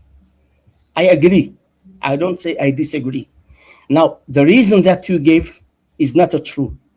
You twist it. Now I'm asking you. You are searching maybe now in Google or in Chat GPT to find the answer for my question. I see you typing. My question, I will repeat it again, please. According to the science of counting verses in Islam, we have a science called counting verses in Islam. What are they and how many are they? Do you know the answer? Just tell me yes or no. As simple as that. Sir, you don't need to play those games with me. I'm not ChatGPT person. I am not Muslim, so I don't use check Google or check ChatGPT. So that's maybe something you do. Therefore, you are assuming everyone does that. I don't know what is your problem with this. So Warsh Quran and Hafs Quran do not contain the same verse numbers according to Quran. That's what it is. I don't need to be expert on what is the reasoning for that. Someone counts Bismillah, someone doesn't count Bismillah. That's not my problem. My problem is I go to, you can even check it, go to andquran.com, and then you get to see actually, yeah, if you are putting one Hafs Quran, the optional verses where differences are being shoved is moves on the different next verse in the different Quran. That's the point. But I don't understand what is your concern, or actually not your concern. I don't understand why you are not answering my question. What was wrong with Ibn Masud's Quran? What was wrong with Ubay bin Ka'b's Quran? They are talking about different chapters. Believe me, I will answer them both. Don't worry. I'm aware of what was. I've got nothing else. Please don't interrupt me. I did not interrupt you, did I? You see, I was so respectful. I did not interrupt you. I don't play those games. Would you be able to answer will my you please be kind enough to let me speak? I did not interrupt you, please. By the way, I don't use Pastor ChatGPT or Pastor Google. I don't do that. Okay? As you see, I'm old enough. I don't need these games. I don't play games. Everybody knows me. I don't play games, Miss Hatun. I'm calling you Miss Hatun, okay? To respect you. I'm asking you an academic question. So I'm supposed to be talking to an academic person who is expert about Islam and who quote one topic about different of numbers in verses between Hafs and Warsh to prove that this is corruption. That's what you are trying to do. I didn't do that. That's a lie. That's a lie. I didn't. Can I finish, please? Can I make my point? Sir, I didn't do that. That's a lie. Relax and let me speak. No. Just relax. You are panicking. You are panicking, Miss Hatun. Just relax, please. It's the problem. Please don't panic. Let me finish, please. Please let me finish. Miss Hatun, will you be kind enough to let me finish, please, Miss Hatun? I did not interrupt you. I did not cut you off. I'm talking to you with respect. Highly respect. Just tell me, please. If you know it, tell me what is it. If you don't know it, tell me I don't know it. So I will educate you and tell you what are they, so you know why there is a differences between the numbers of verses between Hafs and Warsh. That's the point. I wanna share this knowledge with you. If you know it, tell me. Educate me. If you don't know it, tell me I don't know it. So I will educate you as well with love and respect. So to the last time, I'll ask you the same question. Then I will jump to Quran or Mus'haf Ubay bin Ka'b and Mus'haf ibn Mas'ud. Believe me. And the hadith you quote about Uthman bin Affan, all those things. Don't worry. I will read them one by one. Now, will you please be kind enough to the last time to answer my question? What are the type of verses counting according to the science of verse counting in Islam? How many type are they and what are they? Please. That's the last time I'll ask you a question. Please. Sir, I believe I answered your question. And I didn't make such a claims that Quran is being corrupted because number of the verses is different in the Hafs Quran and Warsh Quran. I'm sure you brought your brain and you know that. Thank you. Can you please tell me what is the point of bringing the difference between the numbers of verses between Hafs and Warsh? And you said that there are two verses according to Quranic, which is not true. Can you tell me why did you bring up such thing that there is differences between verse numbers between Hafs and Warsh? Can you please enlighten me and tell me why?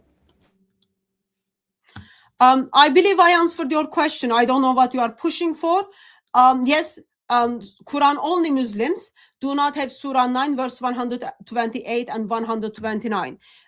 If you were new to that and if you don't know that, let me show you the reference for that, sir. You've got to wait. I've got lots of PowerPoints on this. I need to find it for you. Let me make you happy. You know more than I do because you're expert. That Quran alone for us is like Jehovah's Witness for you. So we don't consider them as Muslims. So whatever you bring me from them, it's not accepted for us. As if I bring you anything from Jehovah's Witness, you will throw it under the bus. Okay? So for us, generally, I am from the Sunnah. Okay? They are not Muslims. So this is not my concern. Now, you failed to answer my question. Now, can I add something to your information, please, to your knowledge? Now, we have in Islam what we call the science of verse counting. And those are 6 types. You want me to name them for you or not? If you are interested, I will name them. If not, never mind. So when you know what are those types of counting according to the science of counting of the Holy Quran, you will know why there is a difference between the numbers of verses. That's number 1. I'm done with it. Now, I will ask you the second question, please. You are talking about the differences between the Qurans, and you brought a timetable and you start showing those much variant to prove that the Quran is corrupted. And I was watching that quietly, listening to you. I didn't make any comment. Now, I will ask you the same question that I ask all their guests. Can you please tell me, with all love and respect, what are the type of the variations between modes of recitation in the Quran and how many are they? We have variations, we have type, and we have things for them. So can you tell me what are those types of variation and how many are they according to Quran, please?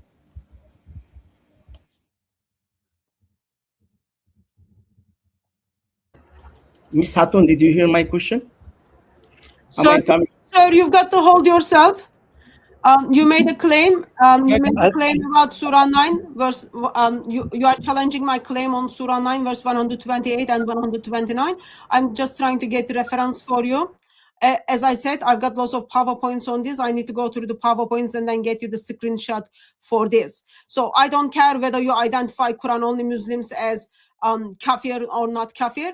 All I need you to acknowledge that, yes, there is published Qurans that doesn't have Surah 9, verse 128 and 129 in their book. That's what it is.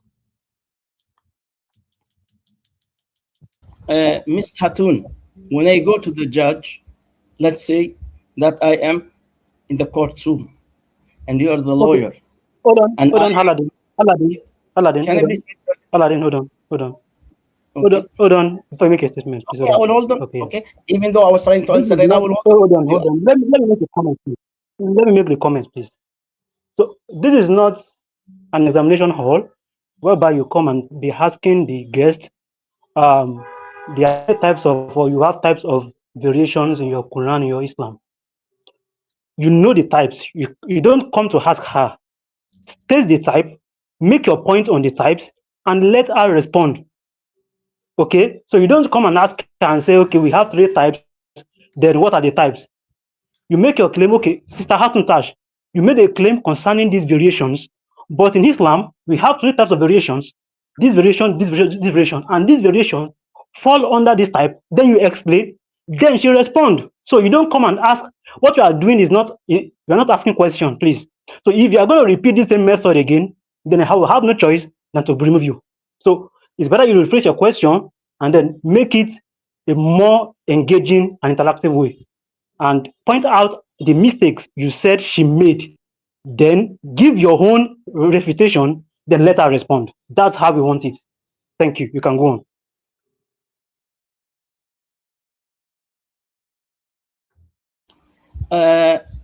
What's your name, please? What can I call you? Because your name is very long. Christian Apologetic Network. You don't need to threaten me to remove me. If you think that she failed to answer my questions and you want me to go, just ask me to leave and I will leave. It is not you fail to answer him, please. Can I answer him, please? Will you relax, Miss Hatun? Please, I'm calling you Miss Hatun with respect. Will you please calm down? Let me address him. He addressed me, please. Let me answer him, please. He addressed me. Am I correct? So please let me answer him. So, my friend, if you want me to leave, just ask me to leave and I will leave. You don't need to threaten me. Okay? Now, she brought up a point and I was trying to highlight the point that she brought up, because when you speak about something, you will never speak about anything that you are not expert in this field. Doctors will never speak about medicine if they are not expert in medicine. So she claimed to be an expert in this field of the Holy Quran. So I'm asking her about this field, the exact field that she used. But I realized, unfortunately, that she has no knowledge about it. So what she has done is copy and paste. I asked the second question about variants and the type of variants. And this is the topic that she loved to bring for the past 5-6 years. And unfortunately also, she failed to answer. So all she has done is copy and paste from Pastor Google or Pastor ChatGPT to suit her needs. Now, I will answer your question about Quran ibn Mas'ud and about Mus'haf Ubay ibn Ka'b. You see, I will show you. I go straight for point. I don't go around and play. When you ask me a question, I will answer you. So will you please give me 3 minutes to answer your question? Now, you asked me the first question about Mus'haf Ubay bin Ka'b. Am I correct? Al-Suyuti said in his book, this is for you to learn. Al-Suyuti said in his book, Al-Itqan fi Ulum al-Quran, that the Quran of Ubay ibn Ka'b has 116 surah, because he wrote at the end of the surah, which is Al-Khulu' and Al-Hafd, which are actually supplication and not surah. In the book of Al-Itqan by As-Suyuti, in volume number 2, page 66, what is meant by what he called Surah Al-Khul, it's written there. So Al-Suyuti said, Ubay bin Ka'b reading of the Quran was narrated by Nafi' ibn Kathir, by Abu Amr and others, and it does not contain Al-Hafd or Al-Khulu' surah. Also, his Mus'haf was in agreement of the group's Mus'haf combined by Uthman ibn Affan. The answer is that it was not authenticated on the authority of Ubay bin Ka'b. And whoever claims that should mention its correct chain of transmission to him, or it can be said about it, assuming its authenticity, that is part of the Quran that was abrogated in recitation. The rest is verbal, and science, it is praise and supplication. He realized at the end that it is only it was not a supplication, because he never heard it directly from Prophet Muhammad.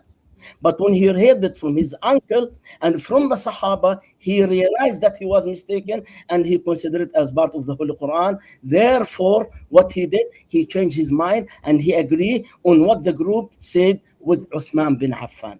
So this is the answer for your question. You see how easy for me to answer you? I don't need to go anywhere to play around. That's in regard of Ubay ibn Ka'b. Did I answer your question? That's very simple answer. You see, it's not difficult to answer. Okay, Miss Hatun, you want me to answer you about Ibn Mas'ud also?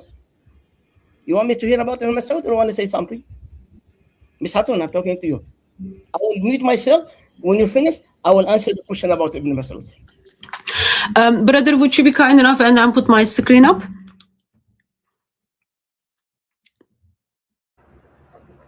Maybe the Christian apologetics not work. Okay, here's the website. Even for the argument, I didn't do it. Here's the website, since Muslim is like kind of so uncomfortable about it. Here is the website. Okay, so what we have here. This is Surah 43, verse 19. Okay, this is Quran number 1, Surah 43, verse 19. In other Quran, same Surah 43, verse 18. Okay. It goes on. So it is not my fault if Muslims decided to change the number of their Quranic versus how they number them. That is absolutely not my fault. And thank you very much for acknowledging that there is a case. That's point one. Point two, brother, please put this up on the screen as well. I literally don't care whether you think Quran only Muslims are kafir or not. Here is a Quran with huge footnote, tells us Surah 9 verse 128, 129 is missing. And then they explain their justification and the Rashid Khalifa's Quran. So it's not something I'm coming up. This is people who are identifying themselves publishing these Qurans. Ubay bin Ka'b, yes, his Quran has 114 chapters. People thought about it.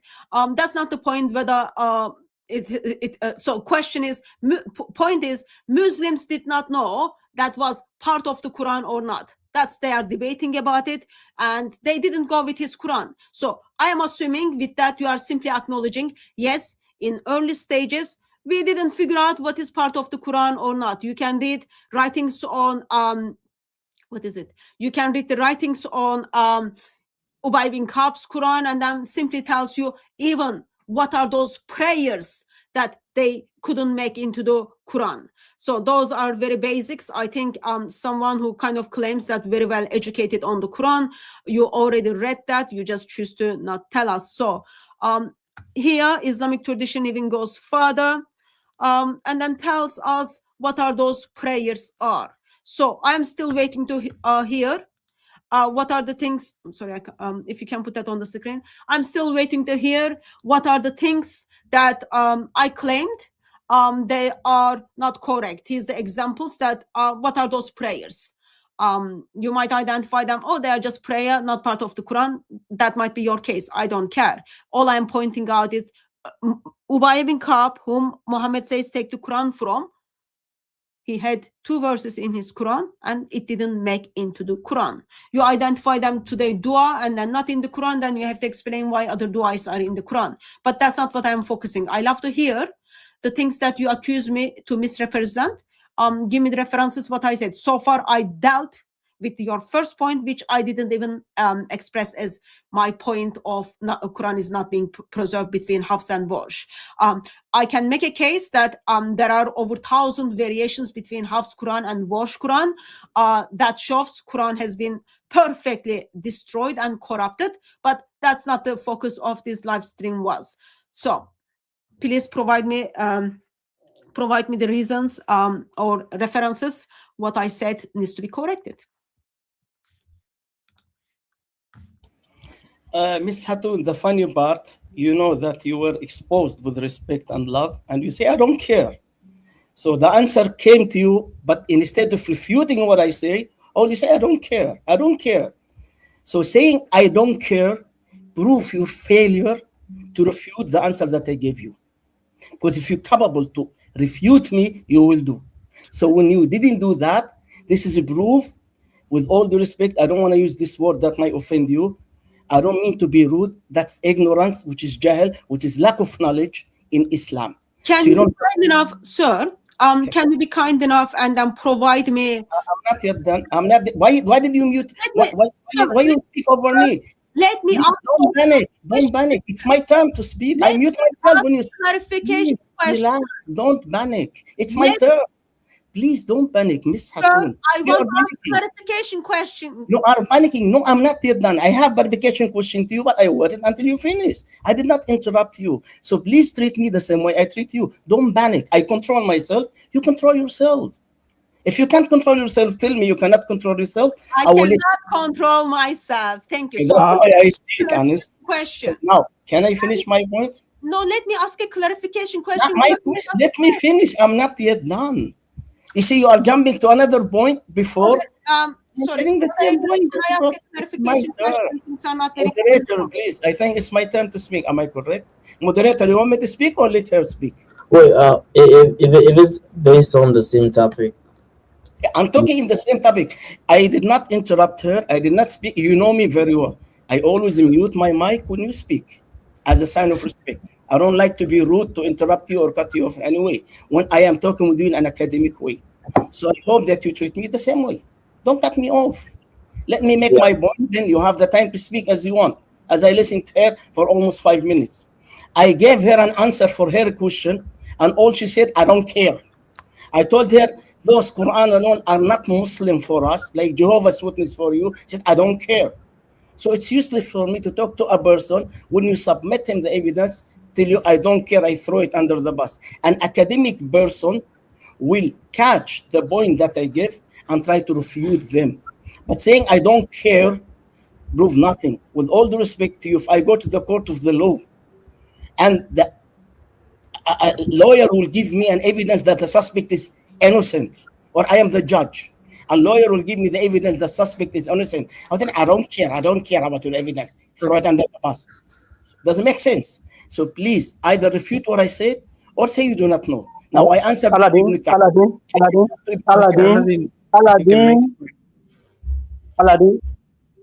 I'm muting myself. We've had a lot of I don't care from you. Okay, please. This is what we, if you want to, you have to respect our guests, please. That's one of the issues we have with you. We cannot bring a guest on board. You come and say they are ignorant, they lack knowledge. The vague word you use, they are too much. And if we use that same word on you, then you will let her lose. Okay? So this is going to be a warning. If you should use another vague word, then we'll take you off the screen. I don't mind.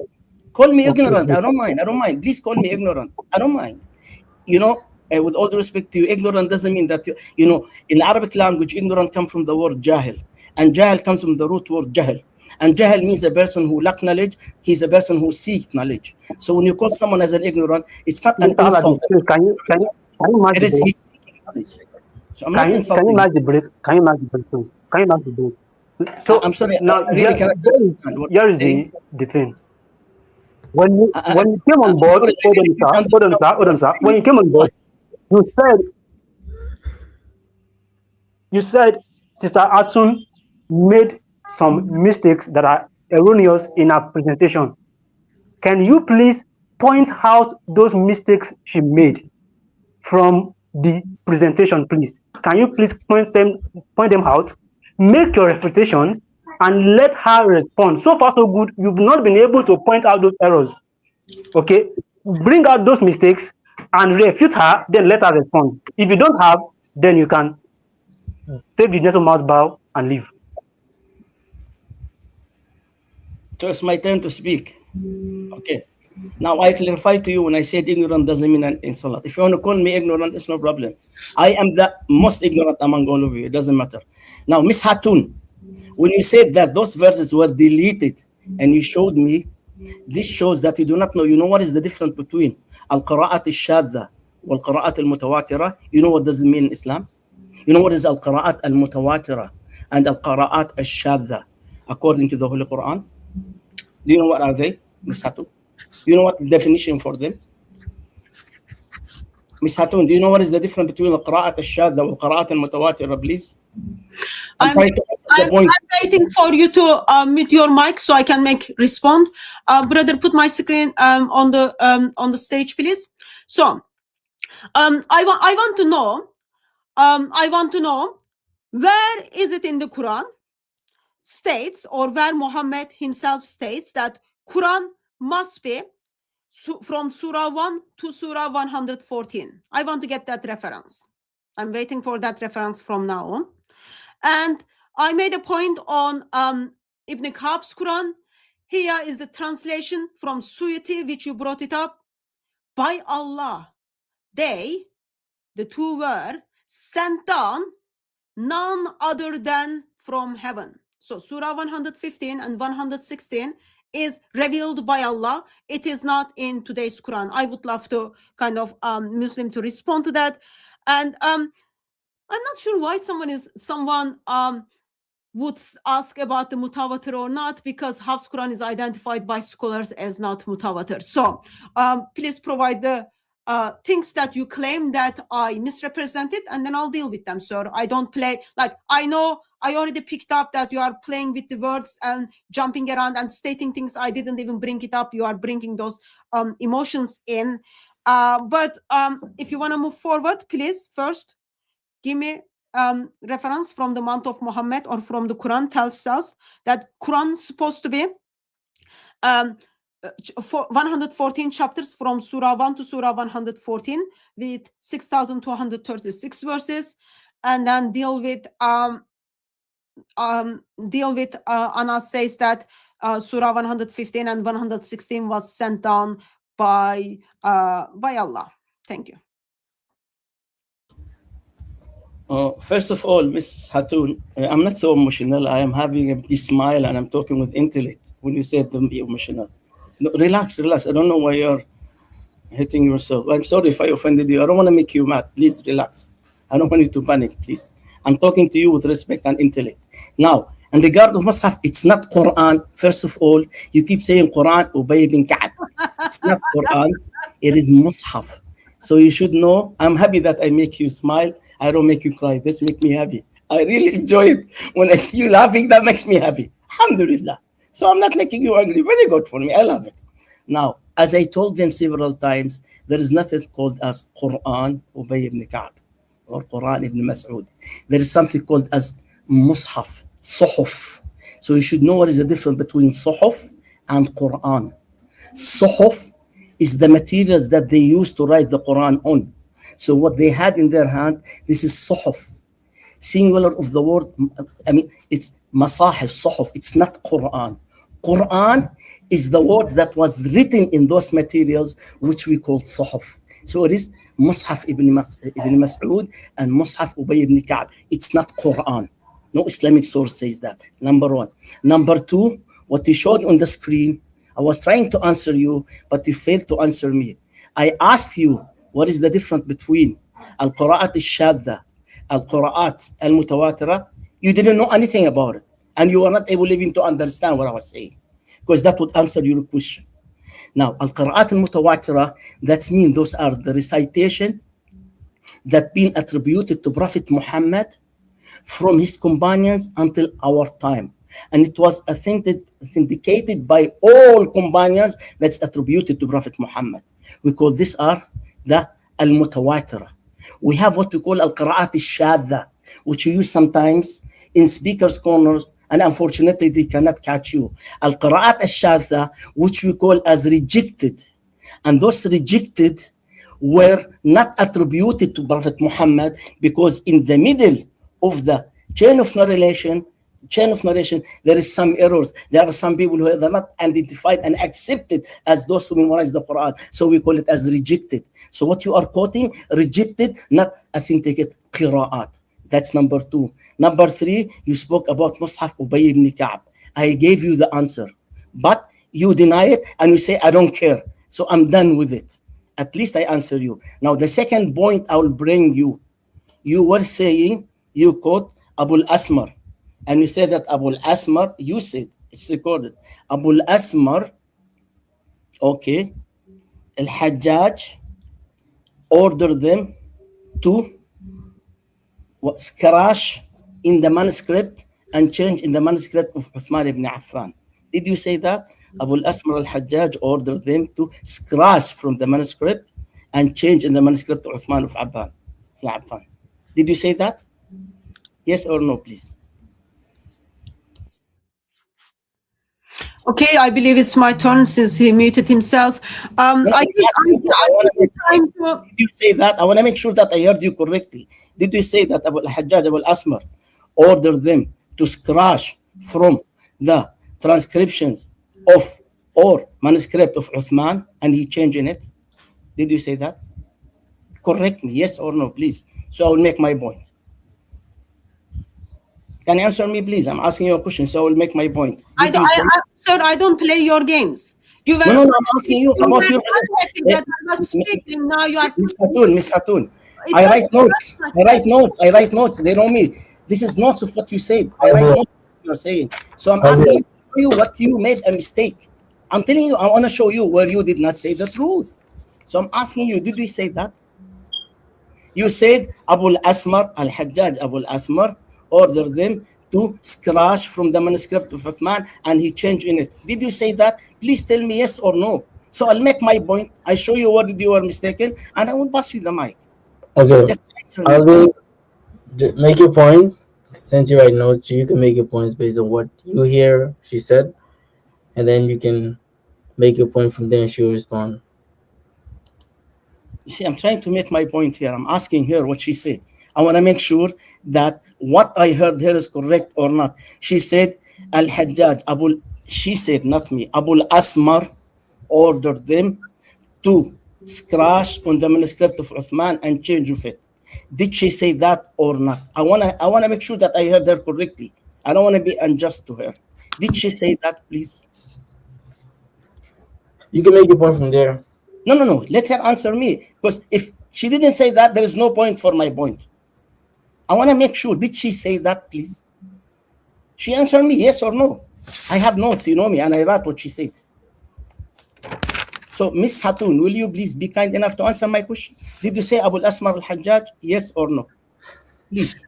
Okay, let me respond to the claims that has been made. So I pointed out, since Muslim wants me to speak at this stage, so I pointed out that I am waiting for Mr. Muslim to provide me something from the Quran, as well as something from the Hadith, or something from the Hadith that states that Quran is from Surah, supposed to be from Surah 1 to Surah 114.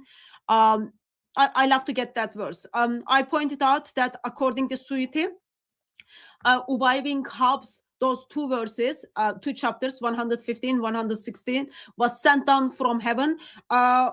I still don't have any comment on that, or I don't have any reference that. Now Mr. Muslim is jumping around different topic and then wants me to clarify something. So here's what is on the screen. That's what I read, and that's what I put on the chat.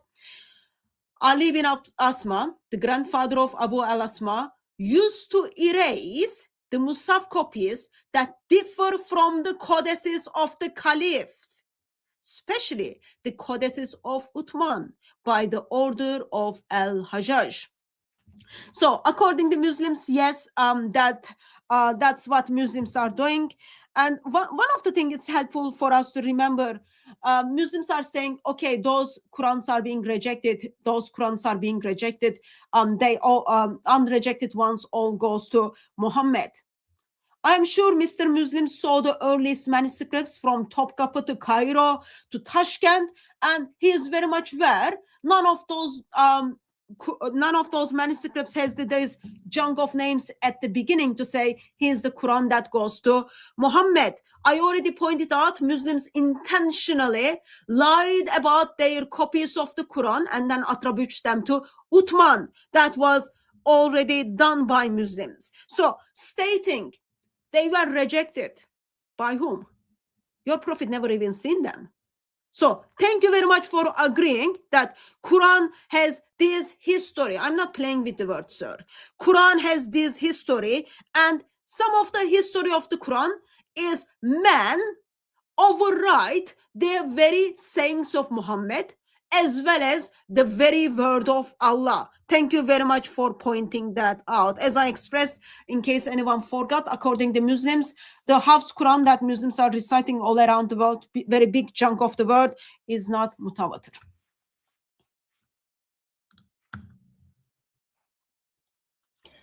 Miss Hatun, now I will tell you how did you make a huge mistake. There is nothing called as Abul Asmar, okay? It's not Abul it's not Abul Asmar. It is Abul Aswad. Asmar and Aswad are different. So please next time correct yourself, okay? When you copy paste, make sure that you copy paste from the correct sources. So copy paste from those wrong sources without searching from the right sources, you go into this mistake. There is nothing called as Abul Asmar. It is Abul Aswad. Asmar is color and Aswad is color. But Aswad is different than Asmar. So this is one correction for you. So you admit that you are mistaken here, or you lied about the Islamic sources by changing the name from Asmar to Aswad. From Aswad to Asmar, I mean. That's number one. Number two, when you say that Al-Hajjaj was scratching from those manuscripts and changing them, this is another lie that you made. Al-Hajjaj, you said he scratched verses and he changed words. This is lie. You know what Al-Hajjaj did? That's why I'm asking you, I'm advising you, always go to the right sources. Don't get these sources from those Arab Christian like Osama Dakduk, whom I challenged through your email to debate, and he ran away, still running away. He giving you wrong information. I'm an Arab like him. That's why he doesn't want to debate me. There is nothing called Abu Asmar, it's Abu Aswad. Al-Hajjaj did not scratch verses from the Quran. You know what did he scratch? Go to the Islamic sources and educate yourself. Hajjaj ordered them to erase from manuscript things such as improving their diacritical marks and dots, not the Quran, as you said. So he's an Islamic scientist in the Arabic language and grammars. So what he did is in the diacritical marks and dots, not Quranic verses. Okay? This is for you. If you have any Islamic verse, show me any Islamic verse now. Prove me ignorant, jahil. Show me any Islamic source said that Al-Hajjaj scratched verses from the Holy Quran and he changed them from the manuscript of Uthman, as you said. Now, I'm done with that. So you got the point that you were mistaken about. So I was trying to correct you here. Now, what you want me to answer you about the Mus'haf Ibn Mas'ud? If yes, tell me, because I'm done with all those points that you bring.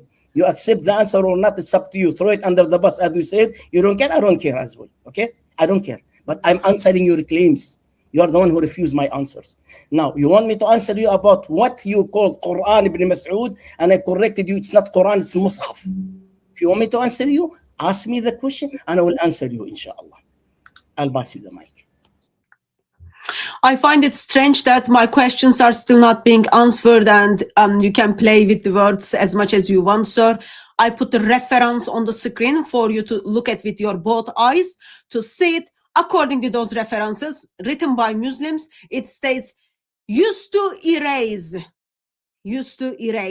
in the intention of making it same with the Uthman's copy. That's what it says. That's what I posted. I am sorry if you're actually, I'm not sorry, but you should be sorry if you are pointing out that your Muslim scholars are lying about those kind of things. I ask you to give me the reference that Quran is supposed to be from Surah 1 to Surah 114. Still no reference. It just I just find it's difficult to figure out why you don't have any reference to provide for me. Now you are going after Hajjaj. That's up to you if you want to go after him. Here is the some unique things your Muslims do whom you're seeking his authority. I'm just playing your games because you are intentional to not answer my questions, so you can go and check those references. According to Al-Kindi, it says Hajjaj simply dropped many verses and edited others. It is the same Hajjaj. It is the same Hajjaj. For with the companions, copy of the companions Quran, it is the same Hajjaj paid people 60 dirhams to tear every Musaf that they find different from Usman. So I guess it still makes the point while you play Asma, all that junk thing stuff. You saw what it was saying on the screen, and here's another reference for you. So yes, these are your very trusted scholars, according to you, who just play with the vowels, apparently dropped off the verses and edited verses.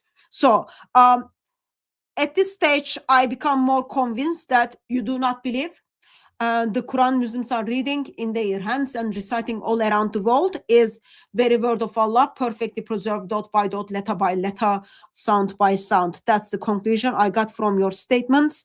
I can give you another chance if you would like to give me the reference. Since you play with the verses, verse numbers, all those kind of things, you can be kind enough and then just tell us where did Muhammad said Quran is supposed to be from verse 1 to verse chapter 1 to chapter 114. Thank you. First of all, let me once again educate you, Hatun, from the right sources, from the right Islamic sources, with respect. It's obvious to me that you don't know what is the difference between transmission and transcription. It's English. Your English is better than mine. English is my third language. So maybe you are from England and now you are in USA. You may ask those English people around you, or use your Oxford Dictionary or Webster Dictionary or any other dictionary What is the difference between transcription and transmission? I will school you here. Transmission is how do we receive the Holy Quran, which is orally, okay? By mouth, not by written, by mouth, orally, by hearing and by speaking. We call this orally, transmission. What you are talking about is the transcription, which means copy of the original. You see? Now, when you want to judge the original, you don't judge the original transmission according to the copy, which comes after the original, which was orally transferred to Prophet Muhammad and to us. So what you are trying to do here, you're playing a silly game that you can play with those kid Muslims who they have no knowledge. You're trying to judge the original transmission according to the transcription, which doesn't work. You understand? Because transcription was written according to the transmission. So some of the writers might make a mistake. Okay? So when a writer make a mistake, that does not mean that the original is wrong. That means the writer made a mistake by writing from the original, by copying from the original.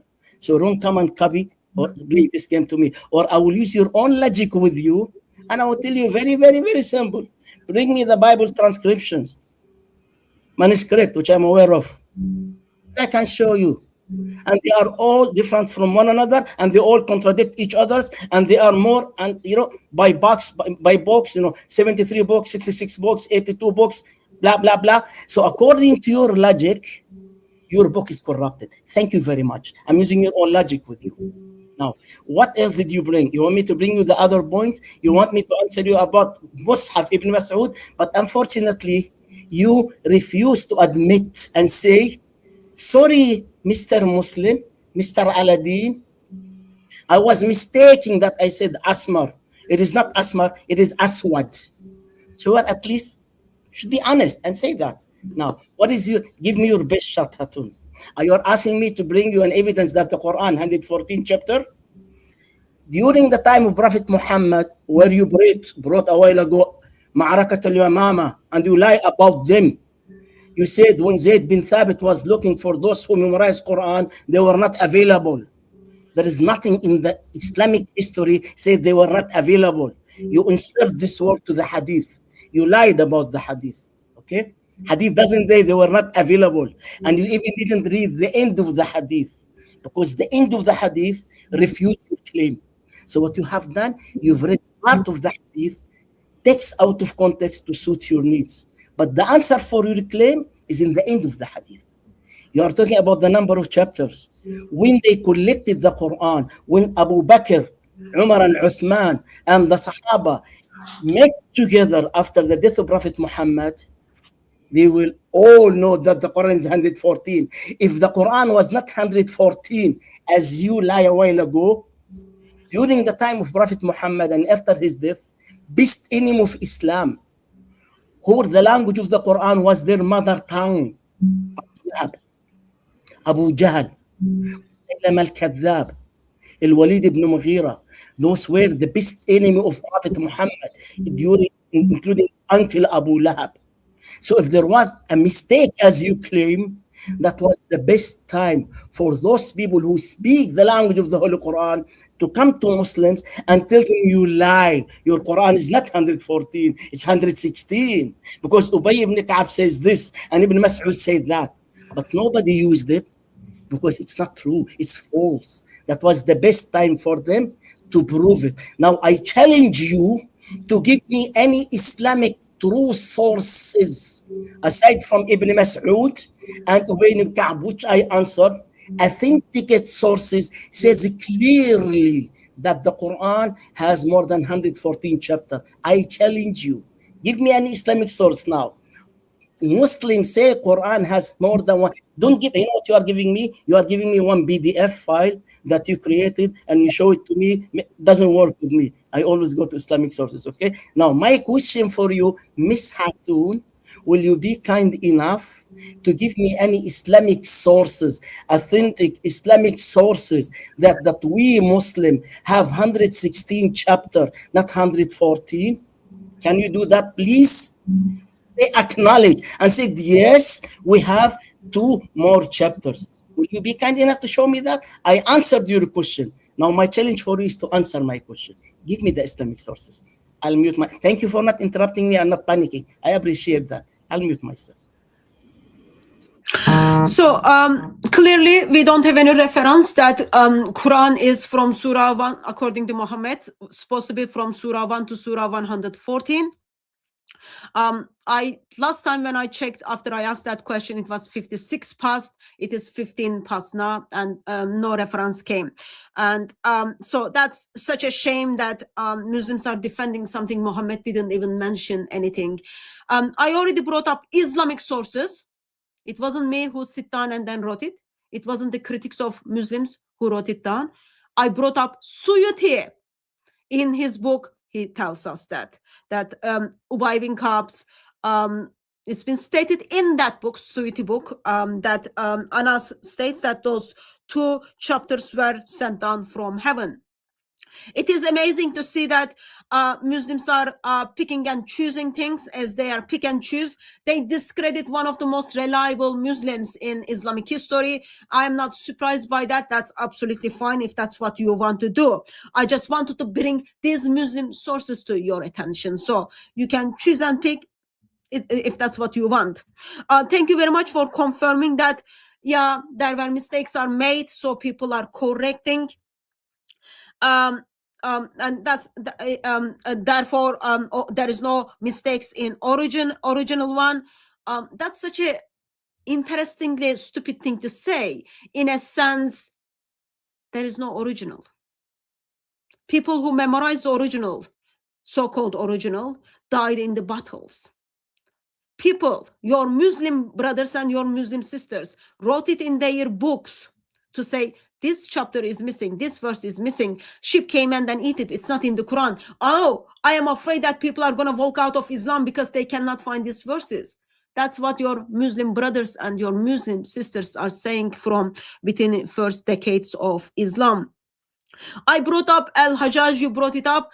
You might think, oh yeah, that's just PowerPoint, but if you open your eyes, you can see the references there, and you can see Arabic screenshots there for people to see it. You pick and choose. That's up to you if that's what you don't want to choose. But overall, I think it is such a strange that as a Muslim, you don't believe that Quran has been perfectly preserved. As it's strange that as a Muslim, you don't hold that view. And if that's what you want to do, it's absolutely fine with me. I get to learn that every Muslims pick and choose as they go. You have not answered my questions. I don't know, I should be still waiting because it seems you've got the ability to not answer the questions and then jump into the things I didn't even mention. That's absolutely fine. Muslims do those kind of things. If you are going to engage and correct me for the things you believe I said wrong, I am happy to hear those. But it is such a strange to hear someone who simply, another point you made regarding the Bukhari 510, it is Zayd bin Thabit says, I found only one person need these 2 verses. So yeah, they were not available. He was looking for it. Otherwise he would say, oh, here's the verses, I would put it here. Those are the words he used it. Your translators of Sahih Bukhari used it and then put it in the hadith. So I simply recited brought the hadiths to people's attention. And if you think, as I said, your Muslim scholars made very bad job, I guess the very basic question is, why do you still follow them? Why do you still put your faith in a sources that people don't even you don't even know people said what?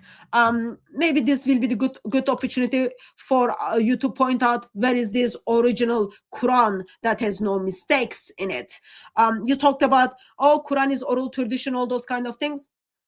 According to Bukhari, again, in the time of Uthman, we get to see oral tradition failed. Oral tradition is failed. Therefore, people were calling one another kafir. So I believe The sources simply were on the screen. People can go and check down what the sources are saying to figure out who is lying, who is picking and choosing. I'm just bringing people's attention that today we do not have Uthman's Quran. We don't have that. And Muslim scholars are telling us that we don't have it. So that's overall point I try to make, and then I focused on Cairo Musaf. So if you are able to give me the things you believe I lied, I'm happy to provide references for you or correct it. But other than, I don't have time to waste with someone who simply calls Bukhari liar, who simply calls Suyuti is not reliable, all those kind of things. It's my, it's my I'm sorry, Miss Hatun. You know who's Al-Suyuti? I would say No, let me please answer it. Please don't interrupt me, if you don't mind. no. I want you to listen. She did not quote Al-Suyuti, actually. I'm the one who quote Al-Suyuti. And I answered what Al-Suyuti No, said. what But I'm she saying didn't is- quote Al-Suyuti. what Let I'm me answer saying- her, please. Let what me I'm answer saying- her, please. Let me answer her. No, it's my time to speak. You did not No, interrupt me. I did I'm not not- speak to her. I'm Let gonna me let you answer speak. her, please. I'm Let going to me let you speak. answer her, please. Don't back. Relax, No, please. I want you to listen to what I'm saying. What I'm saying, Don't say anything. It's my turn. You did not speak over her. Don't speak. When I finish, you speak. She addressed me. Give me the chance to answer okay, her. okay, here's what. Make your Please. point. Make your point. Don't tell me make your point. I want to answer her, please. Aladdin, can you hear I will me? forget. I'm an old man. I'm not trying to cut you off. I write notes, so I I cannot. know. I'm not trying to. What I'm saying is, make your Oh, point. you see what you are trying to do here? You are trying to save her because you know that she was cornered, so you're trying to save her. If it's the Make- issue, tell me. So I'll Okay. be quiet. I will save her. Aladdin, first of all, Okay, it's over.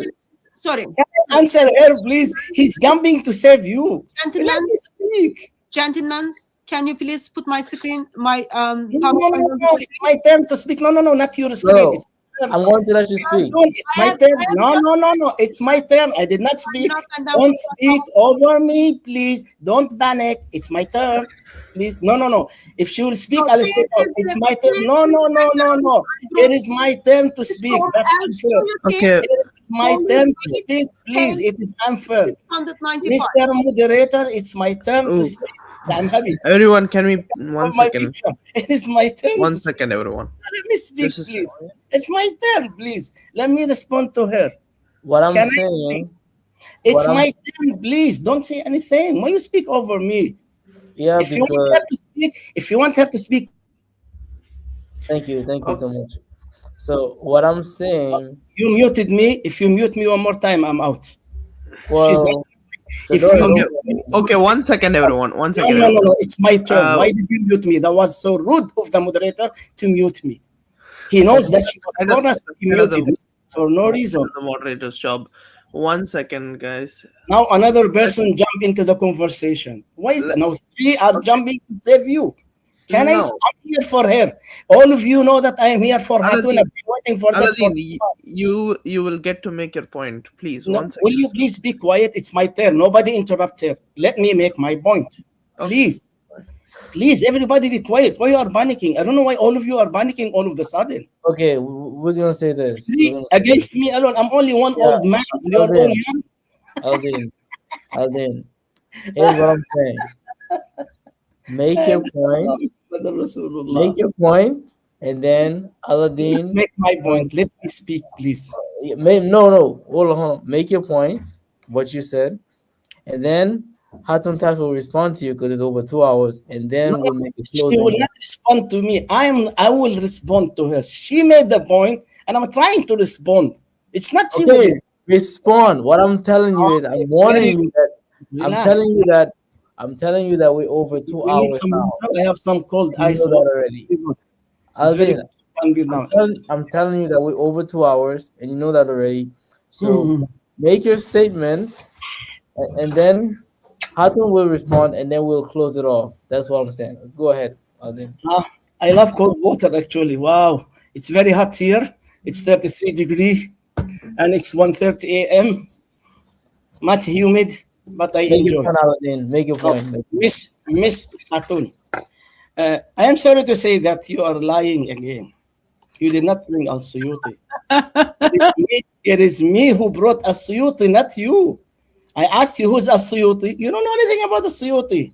When you brought Mus'haf Ubay ibn Ka'b and you said it's 116 surah, actually Al-Suyuti is the one who answered you. And I quote you his answer. And it's written in Al-Itqan fi ilm al-Quran. He brought the claim and he gave the answer. So what you are doing here, you quote the claim and you forget about the answer. The claim is in his volume 2, page 66. And the answer is in the same page. But unfortunately, they lied to you when they told you. And you did not do your homework by yourself. Osama Dakduk lied to you. So please go next time. Now, after we finish, you go for yourself. It's available online. Search for Al-Suyuti, volume 2, page 66, in his book, Itqan fi Ulum al-Quran. And I answered you. He refuted your claim. He brought the claim and he gave the answer. That's what you gave. What else did you speak about? You see, I forgot because they were talking too much. And they, you know, I'm an old man, I forget. I explained to you what is the difference between transcription and transmission, but you totally ignored that because you know you were mistaken. I asked you what is at the beginning, if you know anything about the science of verse counting and the type, you failed. I asked you also at the beginning, when you spoke about variants, what are the type of variants and how many are they? I even told you there are 3. What are the types? You failed. You never mentioned. I gave you an answer for your question and all you say, I don't care. Throw it under the bus. So saying I don't care doesn't prove nothing. You asked me to show you where does it say 114, and I did. I asked you, and I'm still asking you again. I'll give you the last chance where you will not be able to, because you know that you lie and it's not there about the hadith. You said Zayd bin Thabit wasn't able to find men who memorized the Holy Quran. They are not available during his time, so therefore did not find them. Hatun, you don't know who are the writer of the Wahy. Those who wrote the names of the companions who used to write the relation to the message of Allah, Prophet Muhammad, and they were all alive during his time when he was looking. Abu Bakr, Umar, Uthman, Ali bin Abi Talib, Zubair ibn al-Awwam, Amir bin Fahira, Amr ibn al-As, أبي بن كعب، عبد الله بن الأرقم، ثابت بن قيس بن شماس، حنظلة بن الربيع الأسدي، والمغيرة بن شعبة، وعبد الله بن رواحة، وخالد بن الوليد، وخالد بن سعيد بن العاص, and many others, and others say معاوية بن سفيان, including Zayd of the Thabit. All of them memorized the Holy Quran during his time. After what you call the apostasy war, we call it معركة اليمامة. So you lie when you say they were not available. Show me any Islamic source says they were not available. You created that. You added this to the hadith to suit your needs. I know the hadith. It's with me. You want me to read it to you in Arabic and English? I will read it to you. You said that chapter 9, verse 128, 29 is added in the Quran of those Quranic. I told you they are not Muslim for us because they deny Sunnah. They are like Jehovah's Witness to you. So whatever they say is rubbish for us. You said, I don't care if you take them or not. So if a Muslim will discuss with you in the future about any topic and bring you Jehovah's Witness or Mormons who follow Joseph Smith, or as they following Ellen G. White, don't deny it. Accept it as well. Okay? You will never accept it. When I will tell you, Miss Hatun, oneness said when Jesus says, me and my Father are one, it's not oneness of deity, it's oneness of purpose. Tell me, no, they are idiot, they are ignorant, they are not Christian. You see, I will not tell you this. That's what you do. Now, I will ask you one last time about the hadith that you said Zayd bin Thabit was not able, they were not available. The hadith is with me, it's in front of me. And the answer for your lie is in the hadith itself. Show me any Islamic sources. 2 things. Said the Quran was 116, not 114. And they agreed on that. What you brought from Al-Suyuti, you lie because you read the claim, but you didn't read the answer in the same page. Show me Islamic source. None. Show me any Islamic source says that Zayd bin Thabit said they were not available who memorized the Quran. And show me the most important where Muslims were calling each other kafir. You failed to do that. That's my last statement. Thank you very much, because if she will address me, I have to answer her back. Now, Miss Hatun, with all due respect to you, I'm sorry if I offended you. That was not my intention. My intention is to have a real academic discussion with you with respect. I did not insult you. If I said ignorant, I don't mean to insult you. If that offend you, I am sorry. It doesn't an offense. Now, my last request with you, please, you remember me. You have me in your email, and I have you in my email, and I will email you right now. I'm still waiting for Osama Dakduk. Please bring him to me in your channel. Tell him I'm willing to debate with him. He said Islamic topic. Okay, I will debate with him or have an open discussion with you and him in your channel. Does the Quran affirm the Bible, or what they call the Islamic dilemma? We can have 3 minutes back and forth each, as long as you want. You moderate, but I hope there will be no insult. Thank you very much for having me. God bless you all. I have nothing else to do at the end here. Assalamu alaikum. Peace be with everyone. Good night, everybody. It's almost 2 God a.m. bless here. you, Nadine. Thank you. I Good have to night. go to bed. 2 a.m. Good night. Thank you, bro. Okay. Okay, so let me respond.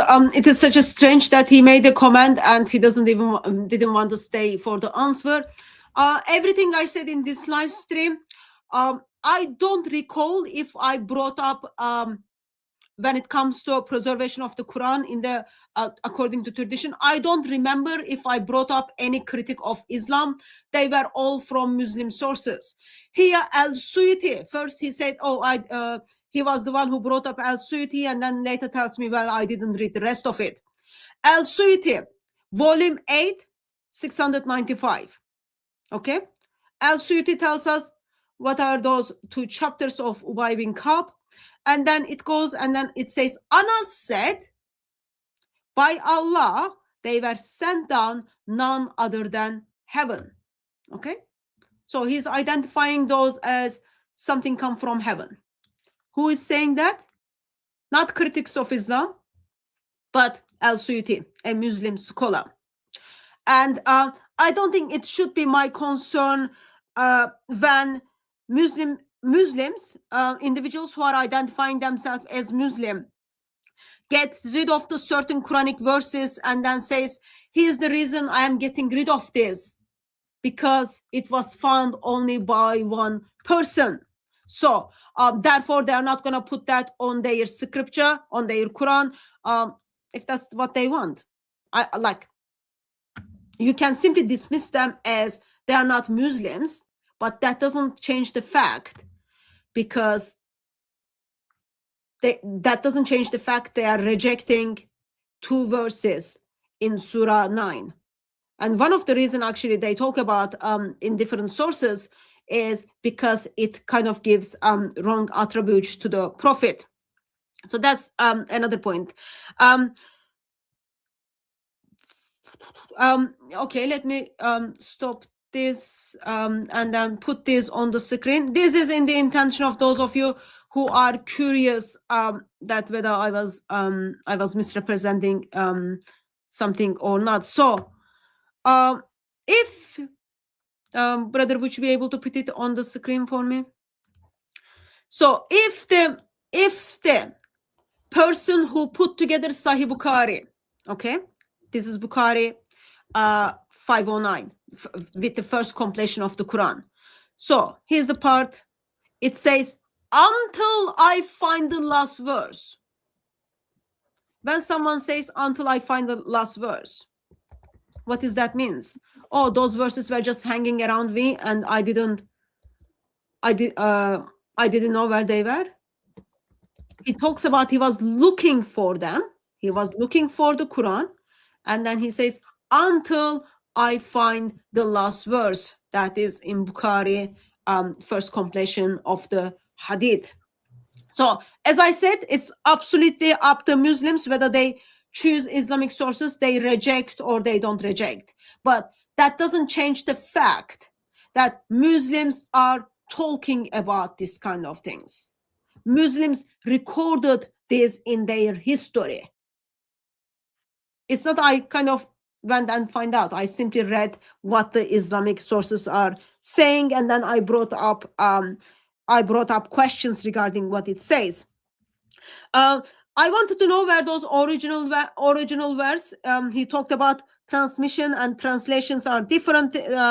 Transcripts are different things. He said like, yeah, man-made ones have mistakes, right? They made mistakes, but originals don't have mistakes. All I asked was, where are those originals that don't have mistakes? Why Muslims don't follow the ones not have mistakes? I wanted to know seriously who decides what is in the Quran, what is not in the Quran, as Surah 1 to Surah 114. I got no answer. So overall, I think I can simply conclude, if Muslims want to put their Muslim scholars as not trustworthy, it is absolutely up to them. They can pick and choose, they can reject it, but they cannot deny this is what the Islamic sources are saying to us. Thank you so much, Hatun Tash. Although Christian Apologetic Network is not there, so we greet brother Olin Gills in the chat, Yeah. a friend of mine. Welcome to the chat, Olin Gills. But it was a great expose and session on Al-Hussein Manuscript, and hope that we learned something based on the Quranic, the historical method, companions compared with the caliphs. So now we see, based on these claims, to all our Muslim friends, that what we see based on his history is the Quran really perfectly preserved, as you always claim, word for word, letter by letter, dot for dot. So that's what you need to do: evaluate yourself and come up with a conclusion. Okay, so we come with to our end. For those who wants to uh, get to know more about Hatun Tash, I know she has a YouTube channel called DCCI Ministries, and also Hatun Tash DCCI Ministries. I'm not sure if you have articles where people can follow your articles in your work that you do, but I would, Uh, yeah, most of the works we publicly do is on YouTube, so people can check that out. absolutely.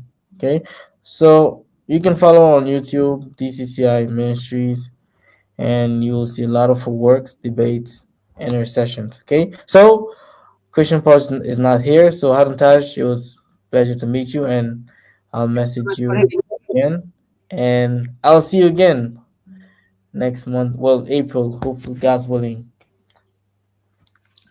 I don't think we've got anything in April. But anyway, I'll check my emails. Okay. Yeah, Thank you very much for having me, sir. take care, okay? Thank you, sister. All right. So That was a big one. that was a big one. Yeah. And if you don't mind me just jumping in and adding in, like today's discussion, what I see is Sister Hatun keeps like giving us all these variations in the Quran. These are this happened, this happened, this happened, and then Muslims, they know they can't deny it, so they say, "Oh no, I mean, we can always have variations. It's like scribal errors and all these things." I'm like, okay, great, you can have that if you didn't claim perfect preservation. Mhm. But you guys, you said perfect preservation. See, the thing is, then they come at us at the Bible for having scribal errors or textual variants. They come at the Bible for that. Yeah. But then when we go at their Quran, they tell us the same reason. But the thing is, when we tell them we have scribal errors and our doctrine actually allows for it, the thing is, because it actually allows for it. Like the doctrine of inspiration doesn't necessarily state that every copy of the Bible, every manuscript that has been copied has to be perfectly preserved. It just says, we personally as Christians, we believe that God has inspired the message in the scriptures, and the message of the scriptures has been preserved even to this day. Yes, we have textual variants, but we can acknowledge that because we don't have this strict view that this is divine dictation, this is divine inspiration. Mm. Exactly. Yeah. So When what? Sorry, I didn't. You were saying something. Go ahead. also, yeah, yeah. I was just, yeah, for me to just to come conclude at the end of the day, if they didn't claim perfect preservation, we don't even need to have this discussion right now. We wouldn't even have to look into this topic. Absolutely. Yeah. Well, for when it comes to the Bible, I don't know why they keep using the Bible as if we Christians say what they say. The Bible has been perfectly preserved. We admit that there are variants. Like Bilad used 1 John 5:7 as if it disproved Christianity. How does variation dis when we ever claim that the Bible has variation? It's for you guys. When you guys can't refute these claims, now you want to jump to the Bible. How convenient. You know, that's their shuffle. When they show them the errors and their manuscripts and they know they can't really refute it, they try to go down to the rabbit hole. They have, oh well, your Bible being corrupted, 1 John 5:7, so you just prove it's corrupted. Like what? So, but by I don't know what they're trying to prove by going to the Bible as if we make the claim that they do. So it just shows that no matter what you show them, the most refutation is the dots. Well, all they need to do is show the dot in the early manuscript that the Quran, the reader is reading today, and see what's going on. So it's a lot of math to these guys. Hey, Christian apologetics, welcome again.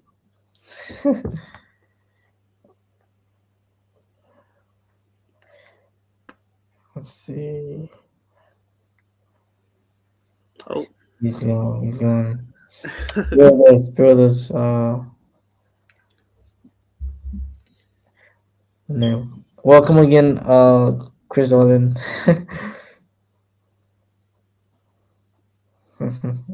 I still remember your conversation with Aladdin. It was just too funny. which one? You know, Chris Olin when he did a historical anachronism in the Quran. Oh, yeah, yeah, yeah, yeah, yeah, yeah. He said, "If Christianity were true, would you be a Christian?" Oh, yeah.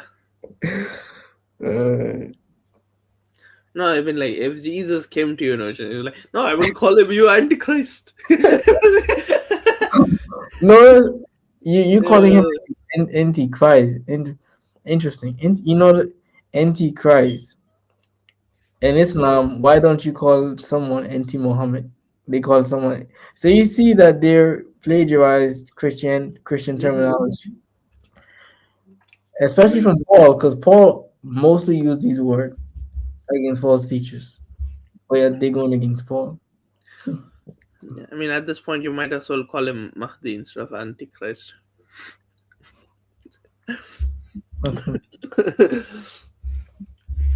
I Mm, mean, I don't know this. I'm not sure how true, accurate that theory is that the Islamic Mahdi is the Christian Antichrist or something. mm. I don't know if that's accurate. I'm just joking around with it. Hopefully he's back. Apologetics. Mhm. Mhm.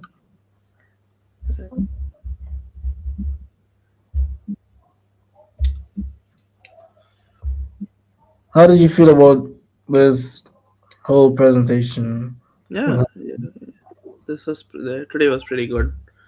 Mm, Mainly just learning the history of mm, how the Quran was just compiled. That was interesting. mm. But I think also some of these things are kind of above me and beyond me. Well, yeah, that's true. 'Cause Islam have many branches. Not everyone can. Yeah, Not everyone can master everything. That's impossible. sure. Just like in these areas, we see people like Hatun, J. Smith. They're good in these topics. Yeah, Preservation on. We have other things like jihad. We have what's his name is Robert Spencer Spencer. Smith. Oh yeah, sorry, not Spence. Yeah, Robert Spencer. Yeah, my bad. that's his expertise. Yeah, You know, read the evidence for the resurrection to prove Islam is false. At first, Nabil Qureshi, who does yeah. that. So everyone has their own um, experts in Islam, but it's good. It's good because it just shows as human we are dependent. We dependent on others. It helps us to depend. If we don't know much thing, we know someone is an expert in that. Yeah, We go and ask for information. sure. Beautiful. Uh, Oh, thank you for coming in, Aladdin. It's always good to have you.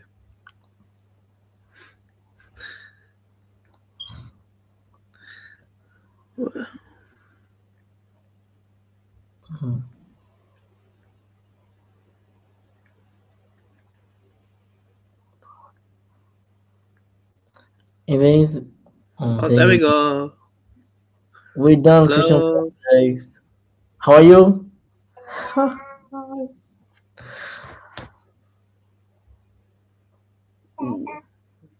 Yes. Nice. Okay. Hello, brother. We can hear you now. Yeah. Good. All right. Okay. Thank you. Sorry, the network was so bad on my side.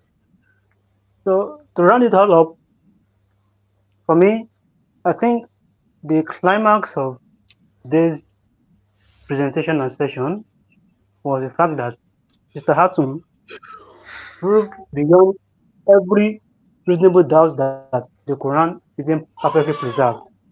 And when you listen to the argument or discussion between Mr. Hatun Tash and Aladdin made a statement, and he said that Sister Hatun Tash is trying to join the transmission and the transcription of the Quran together. He said that the transmission of the Quran is different from the transcription. That is the transmission means that how it was sent down, while the transcription means getting the revelation and putting it down on pen and paper. And according to Aladdin, he said that men can make mistakes, they can be scribal errors on the Quran, but it does not mean that the transmission is actually erroneous.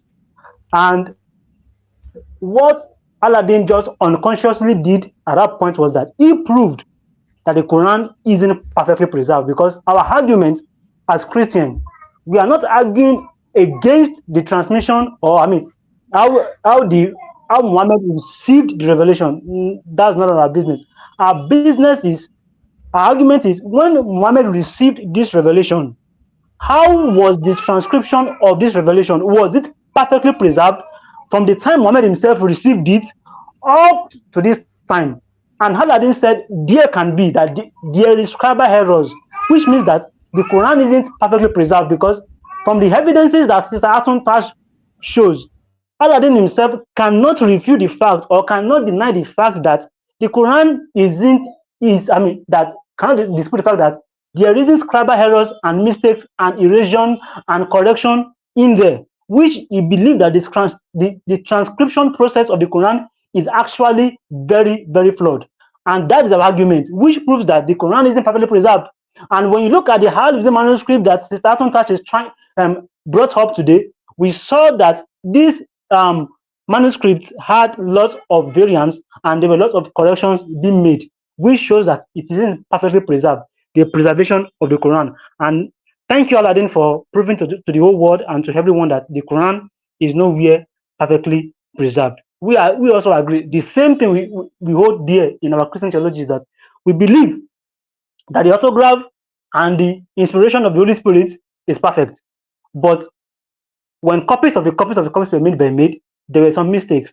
And with the help of the Holy Spirit, those mistakes does not affect any of Christian core theological doctrines. So that's our belief. So we even at that, we Christian does not even claim perfect preservation of our text.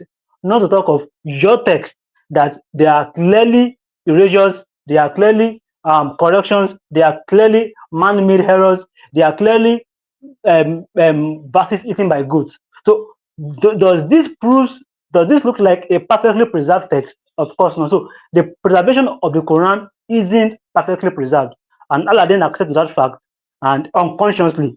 So if you come tomorrow and then you make another claim, then you just have to replay that video for him to notice. Okay. So thank you guys for joining us, for staying tuned to this live stream. God bless you, and thanks to Sister Hatun Tash for obliging the invitation. Uh, all right, we'll meet again next week by the grace of God. Next week we'll be talking about the Sanam palimpsest, and by God's grace, brother Ray for Truth Ministry will be with us to see to to give us to carry us on the session on the Sanam palimpsest. All this is just to prove to you that even when you look at the manuscript himself, they are all saying the same story. They all tell the same story. The Quran isn't perfectly preserved. Thank you very much, and God bless you till next week. Bye bye. See you guys. See you, everyone. Thank you.